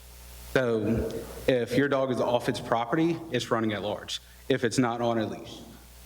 Okay, if we gave you 2 weeks, and say we put out public notice, we put it out in the, we got the city newsletter that go out, put on the city website, giving everyone 2 weeks to tighten up, knowing that this is gonna be strictly enforced, especially in East Biloxi. I know you got a whole city, I know you're one man short, but would you think there'll be enough time for people to see that, we are serious, and then they're gonna either take care of their animals? In a perfect world, yes. However, in our city ordinance it also states we have to give them at least 90 days to correct any issue. Okay, so in words, we have ordinances there now that say you can enforce the laws that are there. Yes. Okay, what I'm saying is this, in the next 2 weeks, we're gonna start, I wanna ask that you, and we won't be Chief Miller, whoever the next chief is, to start enforcing it more strictly. We can't just let dogs and animals run the streets. I know you're a man short, but there's no excuse not to enforce the law, okay? So a lot of times whenever we do get there, we do not see the dog, or when we find the owner, we do advise them of city ordinance. And if it happens again, then we do go into the enforcement. okay, I'm in East Biloxi, and I can just go down Division Street, Main Street, and I can show you 5 or 6 dogs. So I'm be honest with you, that's not acceptable to me. If I'm riding down the street, unless they know your vehicle, they know what you look like, and they're running and hiding like some of these other criminals, that makes no sense to me. I will tell you, there are 2 German Shepherds on Division Street we've been chasing for about 3 years now. We have exhausted all efforts. We have tranquilized them. We've put traps out. We've tried using snapping snares. We're in the process of getting a quote for a net gun to try to catch them. The owner itself, we have pursued charges at least a dozen times, and the dogs won't even go to her. And those, to be honest with you, those are I'm hearing about those same German Shepherds over and over again. But right there on Main Street, next to New Bethel, there's about 4 or 5 dogs living on that lot right there. If you go to the alley behind there, there's about 6 or 7 dogs running up and down through there. I think you just ride around, maybe you might want to switch vehicles, get an undercover vehicle, something, but they're there. I know about the 3 black labs that live right over there. We have put traps out. The traps have been out there for about 2 months, and we caught some of the puppies, but not the mama dog and the puppies. And once we tranquilize them, then we have to figure out where they're gonna go. If they go underneath the house, I do not feel comfortable going under the house, because if I get stuck, I'm not gonna put the city liable of repairing their pipes and electrical. You have somebody with a good cast net? I've tried. I've tried. I grew up on cast nets. I've tried. Okay. So for any, to keep from wasting any more time, by now it's nothing reflection on you. I'm just a very direct person. I can't accept those answers. I need a plan for within the next 2 weeks to come back and say, this is what we're gonna do, and this is how we're gonna solve that problem. Give me a list of reasons why we can't is not what we pay for as citizens. So we need to follow up and find out what we're gonna do, how we're gonna do it, and we need to make sure it gets done. No one has come to me and asked me about the dogs and say, well, whatever you come up with is fine. They come to me and they say they want it fixed, they want to get rid of them, and that's what we do. And I'm just asking for the next 2 weeks, if you can just come back and say, hey, I got a better report, we are going to be taking care of it, this is how we plan to do it. Yes, sir. I appreciate it, I sure appreciate it. And thank you, and I promise you, as far as your extra person, I'm working every day as well as all these other council members to make sure we don't go through this anymore. Yes, sir. Thank you. Okay, yes, sir.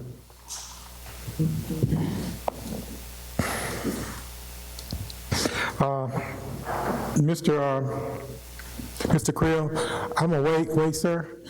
Mr. Creel? Yes, sir. Wait, I'm just gonna wait till you do your code enforcements, then I go over what I really need to go over with you as far as what I'd like to see in the future. That'll save some time, we can keep on moving. Thank you, sir. I'm through. Thank you, Mr. Marshall. Got a few things. This is for Mr. Jerry Creel, Director. Got a couple of things. The first one, fireworks, and I saw what was published and everything, but just give us a summary of fireworks, where we are allowed to shoot them, what remedies do people have if they're shooting fireworks and they're falling on their property, if that is even, if we're even able to address that? Can you just give us a summary of the ordinance? There are certain times that they are allowed. I'm not sure about the exact times. I do remember that certain times during New Year's Day, Christmas, and then for Tet, that we made some provisions to allow those. Certainly, people aren't allowed to aim those at someone else's house or anything like that. But they can be shot on those days, designated days, anywhere. Right, so, but is there a provision that if they're shooting them and it's landing in people's yards or on their house or on their property, cars, whatever, what remedy would they have? I would guess that they'd be able to press charges if they could identify who did it. Okay. You know. Chief, you don't mind chiming in if that occurs? I understand them popping them in the road or whatever, but when they're landing in people's yards or on their roofs or whatever, what does the property owner have a remedy? So usually what happens is they can, and Jerry's right, they can sign charges, but usually by the time we get there, they're gone. Yeah, sure. Or there's a group of people and you don't have any idea, you know, who actually fired the fireworks that hit their yard or their house. They can't shoot fireworks from anything, any kind of public property. They have to be on private property to do that. Okay. We went over this years ago, trying to figure how we could make this work for everybody, because you'll have as many people that get upset that they can't fire fireworks as you do people that are upset because there's fireworks, you know, being exploded, especially late at night. So we narrowed that down to the first 3 days of Tet for the dragon dance. They're allowed to do it. And then the 4th of July, then New Year's from the 31st of December at 6 o'clock is when they can start till the 1st of January until 1 o'clock in the morning. So that's something there that could be looked at, you know, and maybe back that time up a little bit.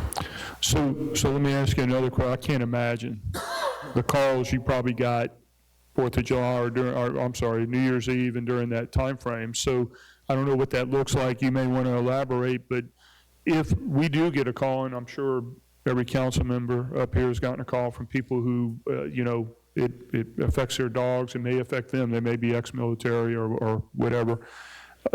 What is the response if we say call Biloxi PD? What would the response be from dispatch?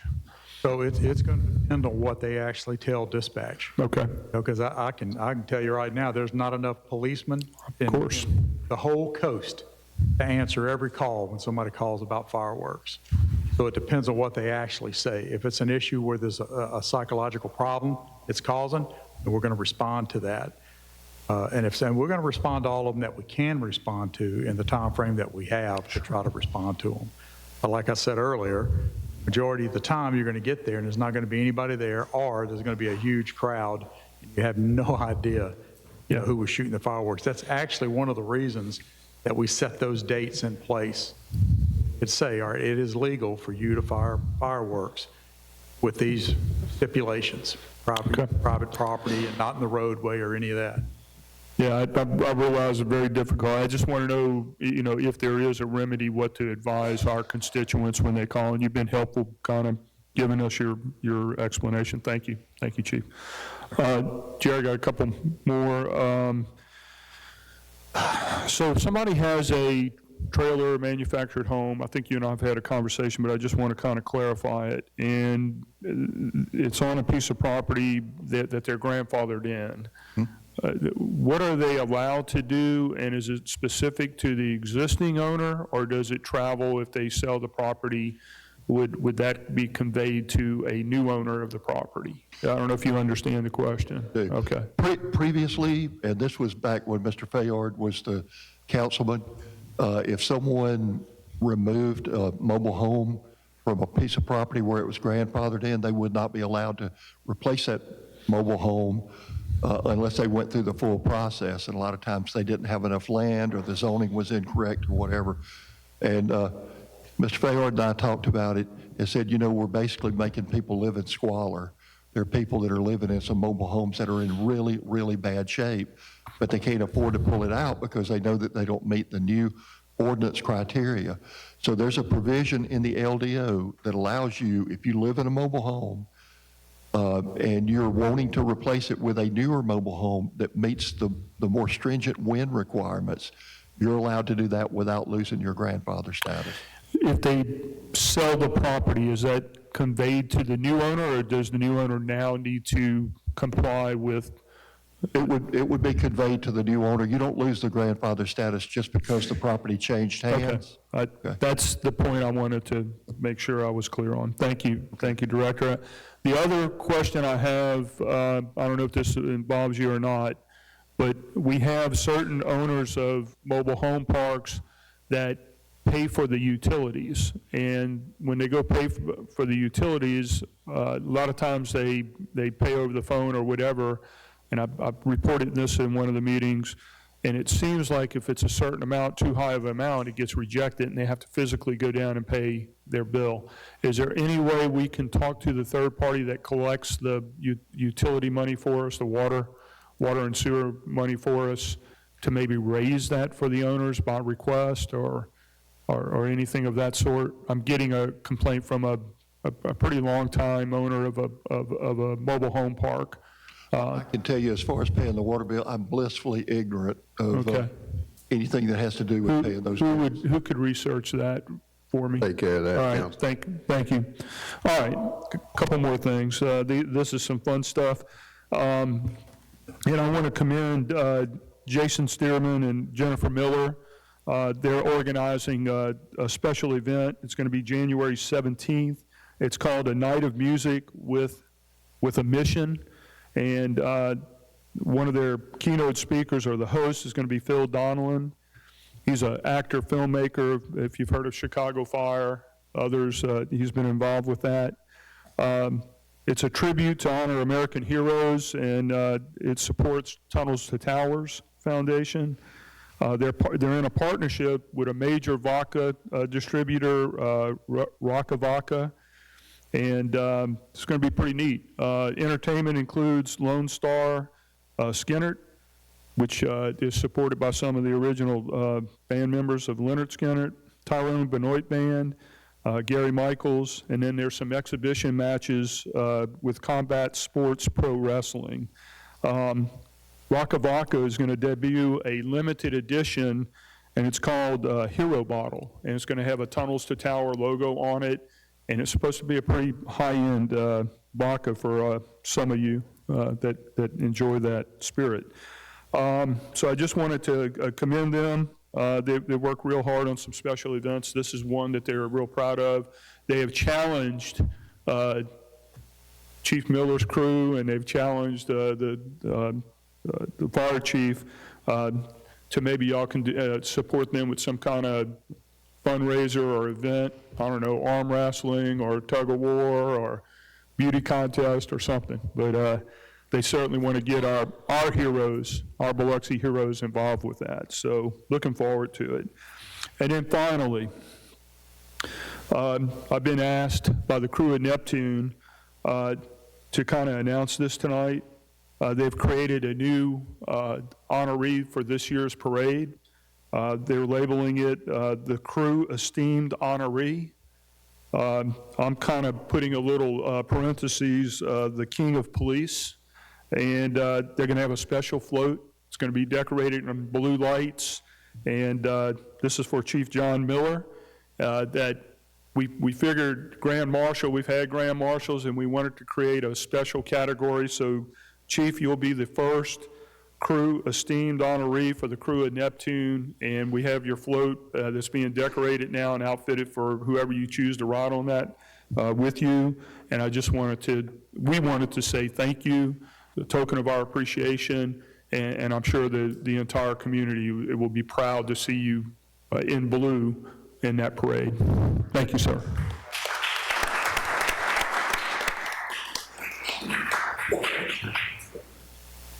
Okay, and with that concludes my report. Oh, wait, I do have one more thing. I apologize. This is a requirement by the council president every year, and I have to read this into the minutes regarding municipal depositories. The city of Biloxi has received the following proposals for municipal depository services for the period beginning January 1st, 2026 and ending December 31st, 2027. The proposals will be reviewed, and a resolution approving all banks that have met the requirements will be on the January 20th, 2026 council meeting. Cadence Bank, the People's Bank, Community Bank, Renaissance Bank, and Regions Bank. Please spread this memorandum on the minutes. Thank you. That concludes my report. Mr. President, can I say one more thing before we go to the next section, please? No, I'm sorry, yes, go ahead. The animal control officer, yeah, I want to say thank you for what you do, okay? I appreciate you. I do it not hard on you. I get more angry with the fact that we did not fund the police department the way we should have funded the police department. I'm more angry at myself. I'm more angry at the fact that this chief worked all these years and we sent him out short. And we could have done better, and we're gonna make sure you let your officers know, chief, you let everybody know, the next chief, we got him, okay? We're gonna take care of it, I promise you that. Okay, I've already talked to these guys, especially Mr. Tisdale. He's been really pinching a lot of pennies on everything. We're gonna make sure that those who protect us are protected also. No more cutting this overtime, nothing. Whatever you guys need, this council, unless if I'm wrong, somebody speak up. We're gonna make sure you got it. Your next chief got it. All right. Thank you, Mr. Marshall. Before I get to Mr. Tisdale, oh, you don't have anything anymore? Carry on, okay. By the time we get out of here, that pier is going to be built, but anyway. All right. All right, we're going to move on to citizens' comments. We have a total allotted time of 45 minutes. We'll be strictly following that tonight. You have 3 minutes. Once you hear the bell, please finish up, and we'll start on my left side of the room, your right. Raise your hand if you want to be recognized. Mr. Silvestro.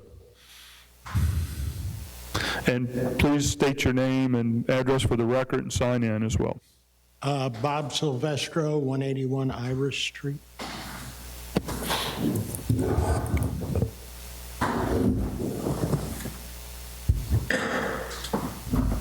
How's everybody doing?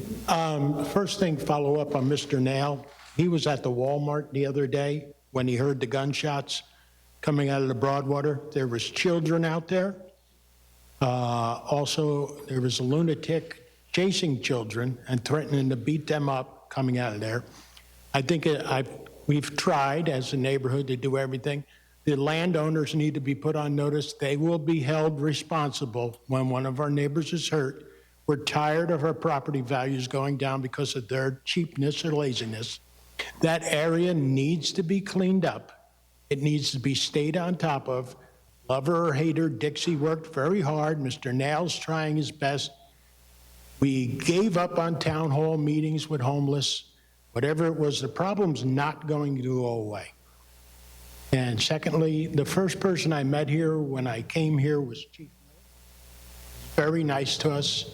Unfortunately, we've had to call the police an awful lot, but they've always been very respectful.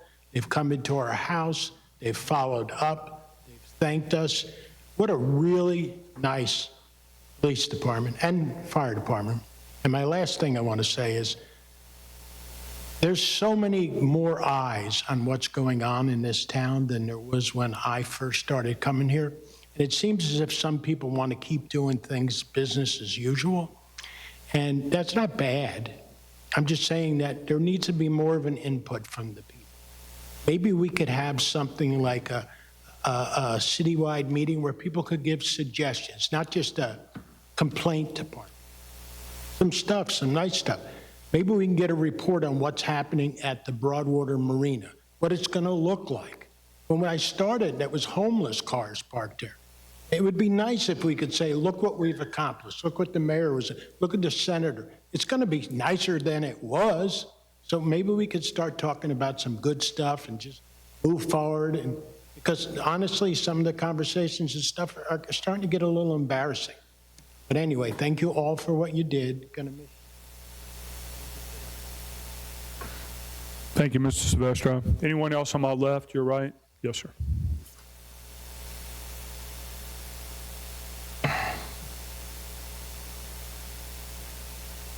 My name is Matthew Malver, and I'm at 7276 Rushing Robinson Road. Good evening, Mr. Mayor and council members. 8 years ago, I stood in this very room along with a few others when there was discussion about restoring the Sanger Theater. It was a hopeful day. There was excitement, optimism, and a shared belief that the Sanger still mattered to this city. I spoke at that meeting not as a developer or a politician, but as a citizen who believed the Sanger could once again become something special for Biloxi. Like many others, I've watched and waited. And this past September, word began to circulate that while conversations, restoration, and intention existed, there was still no dedicated management company in place to handle the day-to-day operations of the Sanger. And that stuck with me. Rather than complain or assume someone else would step in, I saw an opportunity to help. I began reaching out to people I trust, business-minded community people, individuals experienced in planning, operations, finance, technical production, and events. People who care about Biloxi, who understand accountability, and who believe their meaningful process comes from showing up and doing the work. Our intent is simple. We are offering ourselves as a capable and organized management group that can assist with the practical day-to-day needs what the Sanger requires. Not with grand promises or speculative plans, but with structure, oversight, coordination, and responsibility. Our focus is practical.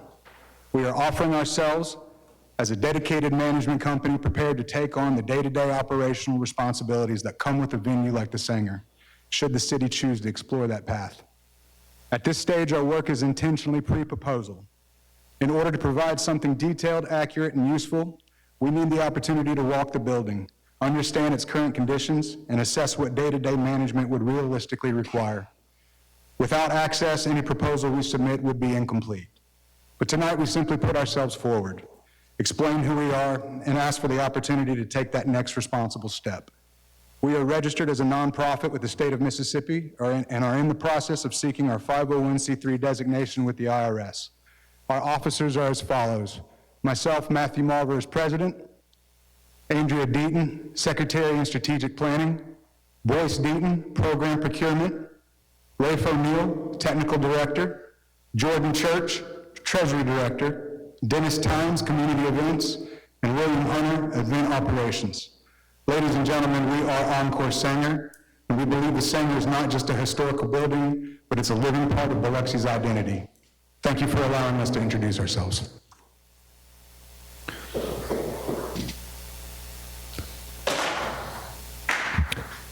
Anyone else on my left?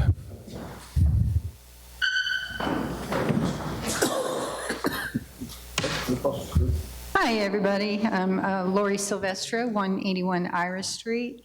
I'll be short and sweet. I just want to, wish everybody a happy new year.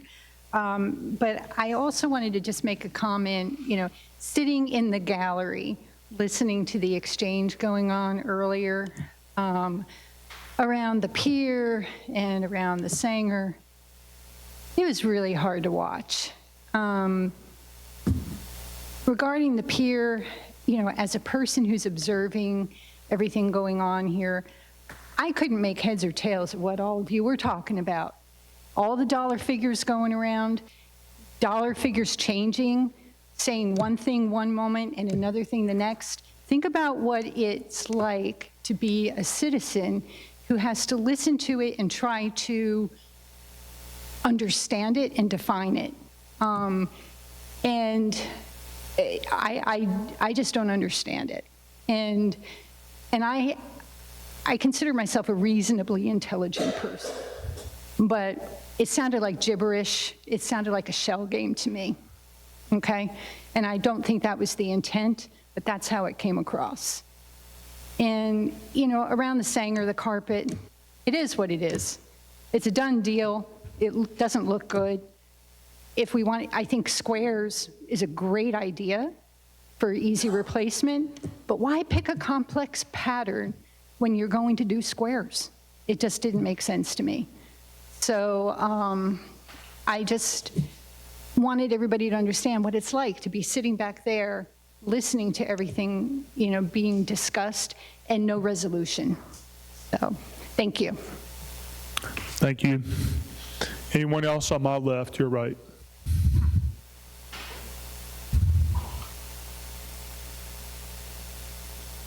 Good evening, City Council, Mr. Gillich, Mayor.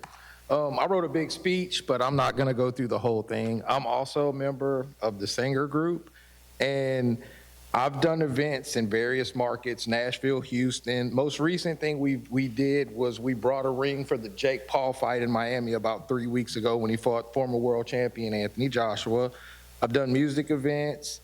I'm assisting at an event at the Hard Rock this Friday night. I actually hold the attendance record at the Hard Rock Casino since it's open. I've done the largest event in the history of the Hard Rock since it's been open. In March, I have an event with the police chief, Terry Scott, at 60 years old, in Pascagoula. Pascagoula only has 22,000 residents. I expect well over 2,000. So I'm expecting 10% of the population to show up for that one event. Biloxi's always been a great market. It's centrally located between New Orleans, Louisiana, and Mobile, Alabama. So they like to come here because there's a lot of things to do after you do an event here. In addition to the Singer Theater, we're also willing to work with the city to host events at Keesler Park. I'm under the impression that dates are still available from the Shuckers if coordinated properly for the city, so they can recoup money for that.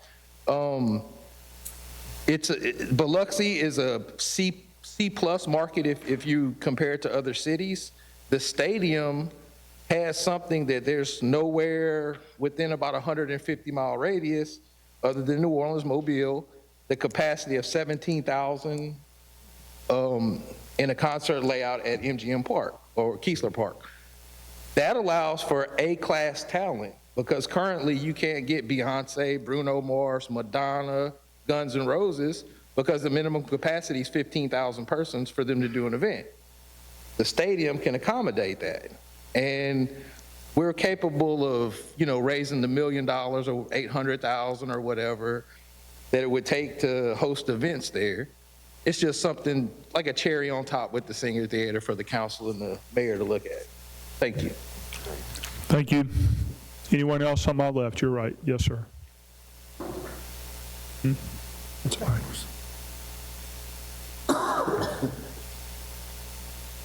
Good evening, everybody.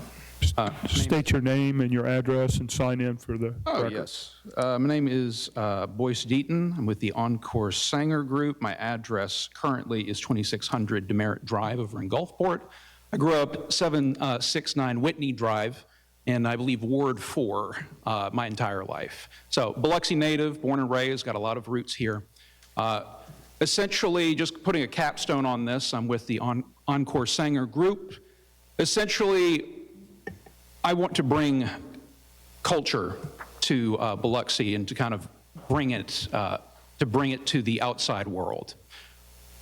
The Sanger Theater is kind of like a big nerve almost that kind of connects us to the rest of the country with such a huge network of culture. Essentially, I think a lot of problems that happen around Biloxi or in any town whatsoever, it comes down to having pride from where you are, being able to hold your head up high and be proud of where you came from. Whenever I grew up, there was a lot of a prevailing notion that where you grew up was kind of a tutorial level where you kind of moved on to bigger and better things and never looked back. And that always kind of rubbed me the wrong way.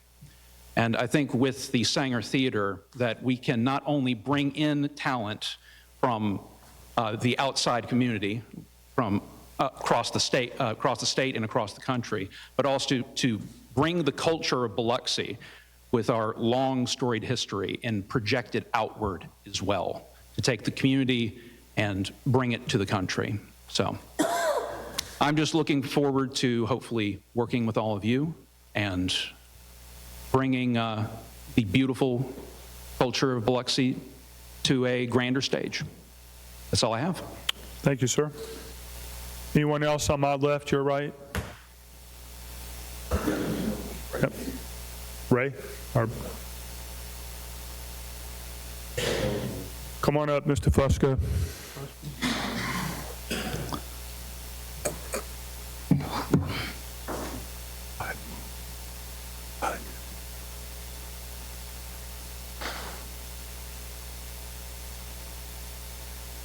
Oh, good evening, City Council. I'm Jared Fusco from 435 Cove Drive. It's not going to be an interesting topic tonight. It's not Carpetgate, so you don't have to worry about that. But actually, I came here today to talk about the two appointments for deputy clerks of court. It's a pretty boring topic, but I think it's kind of important. I just want to point out that the start of the resolutions for these appointments specifically mention that they come from the law with section 21-23-11 of the Mississippi Code. And in that code, it says that the clerk shall attend the sittings of the court in person or by duly appointed deputies, and he shall be under the direction of the municipal judge. I point that out in particular because the deputy clerk themselves answers to the judge, so that's an important part. The other part is, and this is in the resolution itself, so this is 100% accurate, is it says other municipal employees as deputy clerks of court to assist the clerk of the court in the conduct of the court's responsibilities. So these appointments, they're there to assist the clerk of court who's there to answer to the judge. That's important. I say that because these appointments, specifically there's language in here that's a bit concerning to me. And the language says, whereas the police department has situations that require immediate preparation of documents under oath, and it goes on to give the reasons why, including it would be advantageous to the police department to have employees on duty at such times to complete the sworn documents. So the concern here is obviously with the language and the way it's written to include it is the recommendation of the director of police. No offense to John Willer at all here. This is just pointing out what it says. It makes it sound like these deputy clerks of court will be answering to not the assisting the clerk of court and thus answering to the judge, but it makes it sound like they'll be performing functions when on request of the police department themselves. That creates a concern there that, I mean, you've probably heard the term police court before. It's something that's not legal, but ultimately they can't operate that way with the way it's written. I guess what I'm asking here is, just because of the way the language is written, that if at minimum that you table these appointments today to call and request an attorney general's opinion on the way that it's written, just to make sure that it's kosher and you don't run into any issues. That's my thoughts. So thanks. Thank you, Mr. Fusco. Anyone else on my left? Yes, sir. Yes, ma'am.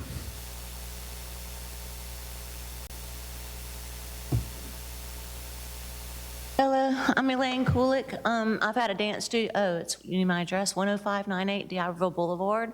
I've had a dance studio here on the coast for over 30 years. We were at the Sanger Theater for 10 years before it closed down. We present the Nutcracker every season, and we really, really need our theater back. We don't have a theater. There's nowhere for us to perform right now. Rafe has been, I've known him for many, many years. He is fantastic. He can run a show. He can make sure all the lighting is correct. He knows how to install everything. He's been at Lynn Meadows. They have top of the line, video screen, lighting, everything. He knows how to install everything. He knows how to run a show. He knows how to light a show. My confidence in him is incredible. I've known him for a long time. He would be somebody that would put the Sanger Theater back together and be able to run it efficiently. And please give us our theater back. It's been way too long. We've got a whole generation of kids that have never stepped foot in the Sanger Theater. We're 8 minutes away. We have nowhere to perform. It's very important to have the arts in Mississippi. We help a lot of students, a lot of students. We've gotten kids off of the ADHD medicine. The arts mean a big deal to so many students. We have nowhere to perform in Biloxi, and it's sad. We were very fortunate because we had the Beau Rivage that we were at for 8 years running. They now have their own production company, and so once again, we were without a theater. So it would be so very, very crucial to students that are growing up that have never even stepped foot in the Sanger Theater. Give us our theater back so quickly, please. 10 years is too long. It's too long. It's a whole generation of kids that have never stepped foot in the Sanger Theater. The arts make a difference in the students. It makes a difference. People come back. I've got a student that came back. He's teaching for me now. He's traveled all around the world. The dance made a difference. He grew up in poverty, and he grew up. He learned how to dance. He's been all over the world traveling. He met his wife in Japan. They now have 4 beautiful sons together. He's now teaching at the studio. The arts make a difference in kids and in children and adults. It makes people happy. Arts make people happy. We need our theater back in a timely fashion. And this group of people back here with the Encore Sanger, they can make it happen quickly. We don't want to wait years. Please don't let it be years more. Please let me have the Sanger Theater back for our performance of the Nutcracker that we've raised so many kids that enjoy the arts. They look forward to come to auditions each year. We've got some kids that have been dancing for 8 years in the Nutcracker, and they look forward to coming and spending time with their friends every season. They work hard and train hard for 3 months at a time. We bring in international dancers. We brought more international dancers in to Mississippi than anyone else. And it's important to us. It's important to the students. It's important to life in Mississippi. The arts make a difference in the kids' lives. And please let this group of people take over the Sanger Theater. Thank you. Thank you. Anyone else? Yes, sir.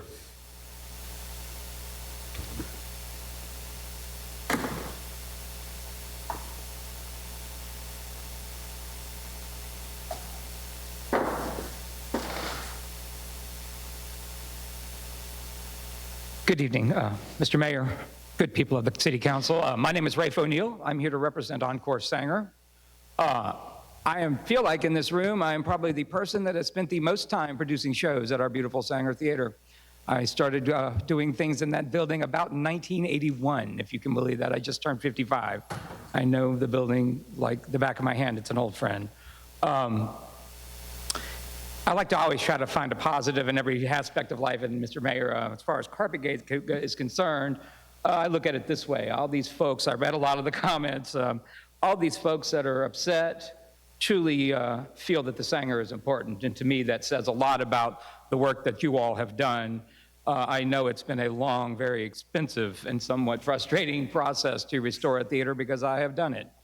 And I want to thank you all. You all deserve a round of applause for what you've been able to do there. I've seen the insides recently, and it's in the best shape it's been in my 55 years of life. So thank you. I just wanted you all to meet me. Those that did not know me and my skill, what I do, they've asked me to be their technical director, which is what I have done all over the country for the last 36 years. I've worked in Vegas. I've worked in a lot of the big casino cities, including here. I think I can bring some skilled to, and having worked in the Sanger, I was the last person there that technical directed a show the day before it was closed by the Sanger. So I think I have some unique understanding of the unique idiosyncrasies of that beautiful building. I want to thank you again, and I look forward to a further conversation to you about what we're proposing. Thank you. Thank you. Anyone else on my left? Your right. Anyone on my right? Your left. Anyone on this side? Wake up, Tina. Okay, anyone in the back of the room? All right, public comments is now closed. We'll move on to the policy agenda. Clerk would read, starting with resolutions. Resolution A. Resolution authorizing facility rental agreement with Second Liners Mardi Gras Club and a waiver of facility rental fees for the Green Ridge Community Center. Chair entertain a motion for discussion. So moved. Moved by Mr. Creel. Is there a second? Second. Seconded by Mr. Gray. Mr. Creel. So I think we have come across this back when we first started back in July. If there's any way when we can go back to including the amounts that are waived in the line item rather than us having to go to the link for this one and the next one. It was occurring where they would put the amounts in there that was waived as far as what fee or discount and whether the deposit was waived. That would help us a lot. That's all. Mr. Gray? Any other comments? Call for the question, or if there's not any other questions, or all in favor? Opposed? Motion is, how many we got here now? We got 6 people in the room, so it's 3-2? 4-2. 4-2? 4-2. All right, item B.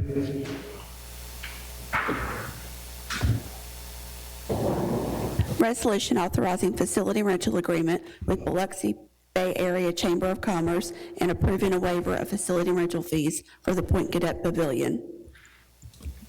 Motion, do I have a motion? So moved. Moved by Mr. Creel, is there a second? I'll second it. Second by Mr. Gray. Mr. Creel? Yeah, the only concern I had, and I met with the organization earlier, was the amount of days that was transpiring, and they explained it to me. It's satisfactory, so I'm good. Thank you. Mr. Gray? No, I think it's a great thing. I'm sure a lot of people come out to watch the dog parade. I know my wife will probably be there, so that's all I have. Okay, the only thing I'm going to add, I know, we're looking at it, we get several of these almost each month. I think at some point, instead of waiving these fees completely or significantly, we're going to have to make it more reasonable. I will vote for a waiver today, but at some point, I think we're going to have to come up with a more reasonable amount that's fair to the city and what it takes to run and maintain these facilities. So with that, if nobody else has any questions or comments, I'll call for the question. All in favor? 1, 2, 3, 4, 5. All opposed? I'm abstaining. All right, so we're Abstaining. 5-0-1. All right, do I have a motion on the consent agenda? So moved. Do I have a second? Moved by Mr. Creel, second? Second. Second by Mr., who seconded it? Tisdale. Mr. Tisdale. All right, Mr. Creel? So on I'm assuming item I and J, real quick, what the difference between those two? The total amount of compensation is the same, but Mr. Burke had not wanted to sign the other one because of the hourly rate, so we just tweaked his hourly rate to $100 an hour with a maximum of $200. So basically, it's a wash, it's just the wording. We just had to rescind the first one and just approve the second one. The compensation will remain the same. Okay. Items B and C, Chief Miller, how many, I know we've passed a few of these previously. How many of these deputy clerks do we have? Is there a certain number, or? No, there's several. This was researched years ago and the judge determined at that point that he could designate people. The reason we designate them is usually at night when there's no deputy clerks available. There's no judge available without us going to his home. And so really all they do is swear affidavits. Somebody comes in and makes an affidavit, they can take their oath that they're doing the affidavit. Same with some of the officers, tickets, and they swear to those also. And that's the extent of what the deputy clerk does. And so the oath, that designation stays with them as long as they're employed. Once, if they choose to leave, that designation doesn't go with them. It's only for Biloxi City Court. Only for Biloxi City Court, and any questions that they would have, they would direct to the court clerk. Okay, and then the last question I have is, all of the ones that we've done previously, that, like you said, there's a number of them, we've used the same language for all of the previous? I think it's exactly the same language, yeah. Okay, all right, thank you. And then, I'm sorry. Interject just while Mr. Fusco was noting his objection. I didn't prepare this. I agree it's the one that's always been here, but I read the statute it refers to, and it states the judge can appoint or the governing authorities can also just appoint the deputy clerk on their own, which is what is being done here. So the whereases, that part of the statute is not in this. If you wanted me to put that in or do it as an amendment, that's fine. But I think the council is appointing this person, it's being entered in the minutes, and I think that covers, it's authorized under the statute, whether the whereas is perfect or not. Well, if you think we need to add it, we can add it. I'm going to leave that up to you. Well, I'd suggest you want to do an amendment to the first whereas paragraph. After the word responsibilities, we can state, or the governing authorities may approve deputy clerks. Mr. Creel, would you make that amendment? So moved. All right. Do I have a second on the amendment? I'll second it. Thank you. Any discussion on the amendment? On the amendment. All right. Can we go ahead and vote on the amendment now and then go back and conclude some discussion on the original? All right. Well, we're going to vote on the amendment with the extra language. All in favor of the amendment? Those opposed? For both. For both. For both. Motion carries unanimous for both. All right. All right. Now we're in discussion on the original. Right, yes, so I'm good with that. Item. Yes, sir, thank you very, very much. I appreciate that. And then on item M, the only question I have, and you ain't got to come up, just nod your head. That bid process that we're doing for the company, they'll handle all events or all tournaments, all things at the sports complex. League, tournament, the whole thing. Perfect, thank you. Should we wait to vote on the resolutions as amended now separately, or should we wait till we conclude discussion on all the consent agenda items? We amended them, but we didn't vote on the resolutions as amended at the end. Okay, just wanted to clear that up with everybody. Mr. Tisdale.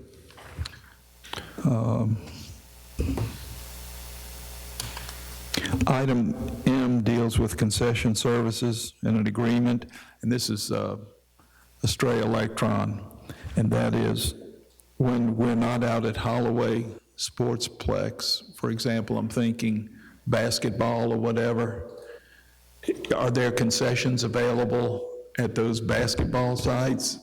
And it may be that wherever the site is, somebody else, a school or a community group provides that concession. I'm just curious. Well, I mean, as you remember, voted on having most of our basketball games will be held at the schools, at the upper gym as well as the Michelle, which they provide some of their own organizations, volunteer organizations, school organizations. That's fine. I just... in the past, we did offer the concession services to any of the other facilities, but it was such a small margin at Snyder that it just really wasn't worth it. So this is just for the sportsplex only, and Yes, for sir. basketball games or other venues, there may or may not be a concession. It's just hit or miss. That's Yes, good, sir. Jamie. Thank you. That's Yes, all sir. I have. Is that it? That's it. Mr. Shoemaker? Mr. Marshall? Mr. Gray? Yeah, item A, the resolution to adopt the Biloxi Police Department tow manual. Want to table this to the 20th. We still have some stuff we're working out with the police department and city attorney, so we want to table that to the next meeting on the 20th. Make a motion. Is that are you making a motion to extend tabling it to the 20th? Yeah, we'll make a motion to table it to the All 20th. right, there's a motion by Mr. Gray to extend tabling this to the 20th. Do I have a second? So moved. A second by Mr. Creel. All in favor? Can we have some discussion? Can we have some discussion? Oh, sure. Discussion before we vote. What is it, generally speaking, what is it that has to be worked out, or? We're working out the pricing. Some of the pricing for like the heavy tows and stuff is not having an issue with that with one of the tow companies. And some of the other stuff is not in here for like cleanup. We're trying to protect the citizens. So whenever they get in a wreck, they're not, they have to pay out of pocket for their stuff, so we're trying to protect For everybody. the most part, it's heavy tow and the cost of that heavy tow and maybe some other smaller issues that be Right. accurate. Okay, that's Right, good. we just want to make sure it's right the first time and we don't have to come back again. Okay. All right, the motion to extend tabling it to the 20th has been made and seconded. All in favor? Those opposed? Motion carries. And I don't have anything. We'll go ahead and vote on the consent agenda, noting that we do have 2 items that have been amended. What? All right. All in favor? What is that? Opposed? Motion carries. Any exceptions? Mr. Gray? Any exceptions? Mr. Marshall? No. Mr. Nail? Mr. Creel? No exceptions. Mr. Tisdale? Yes, sir. Mr. Shoemaker? And I have none. All right, we'll move on to code enforcement hearings. Mr. Jerry Creel.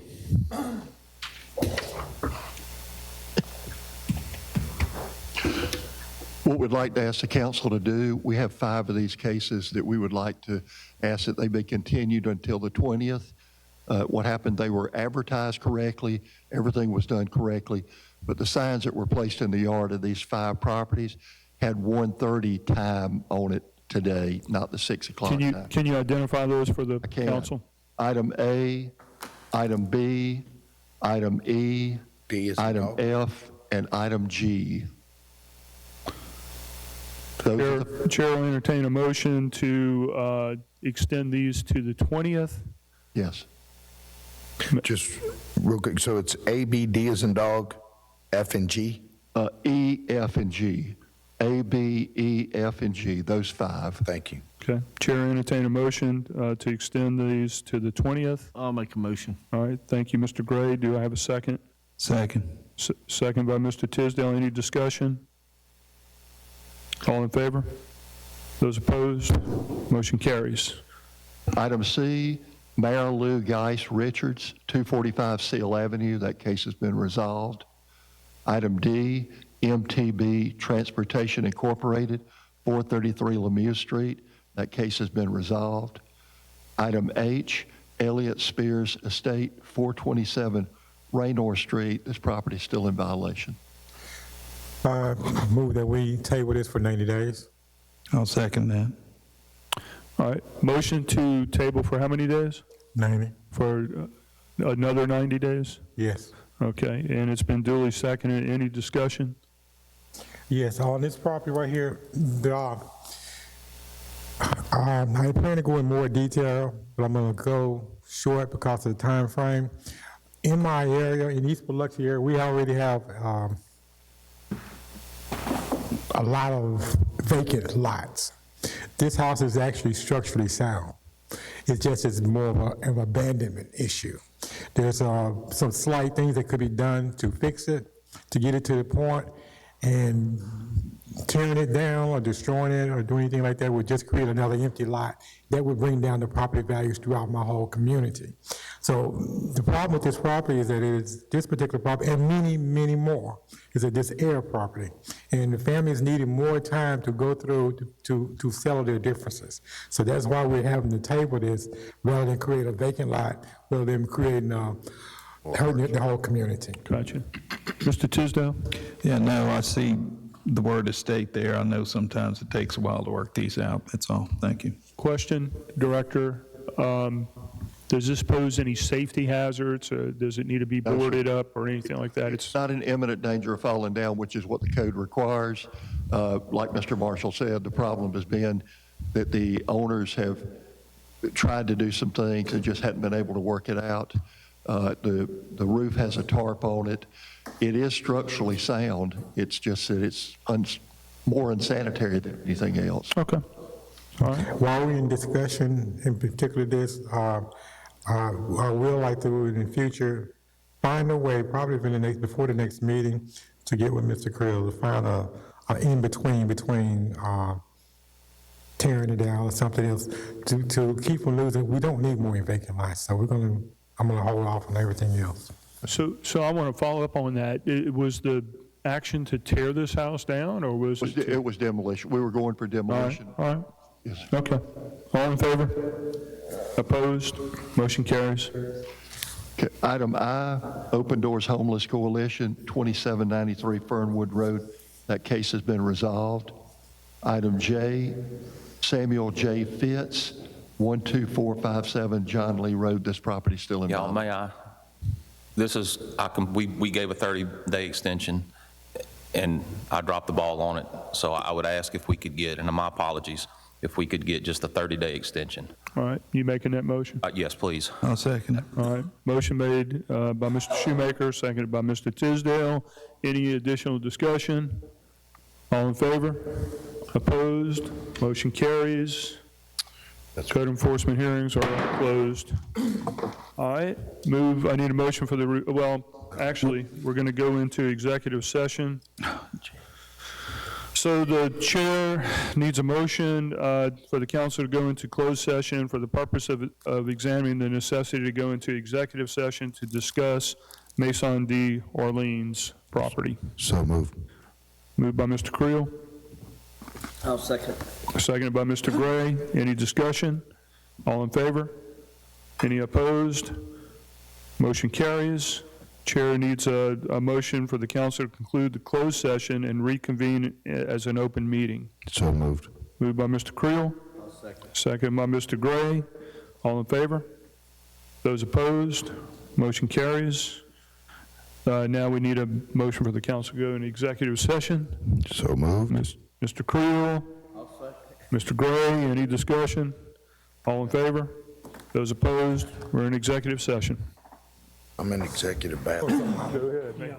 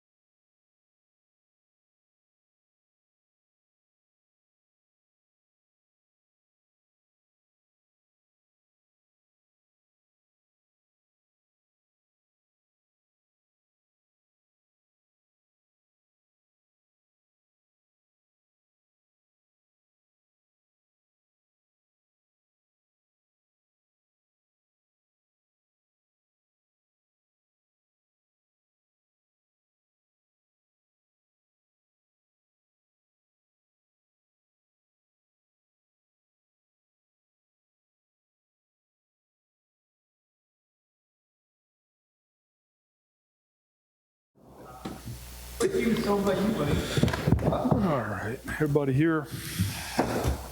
Almost.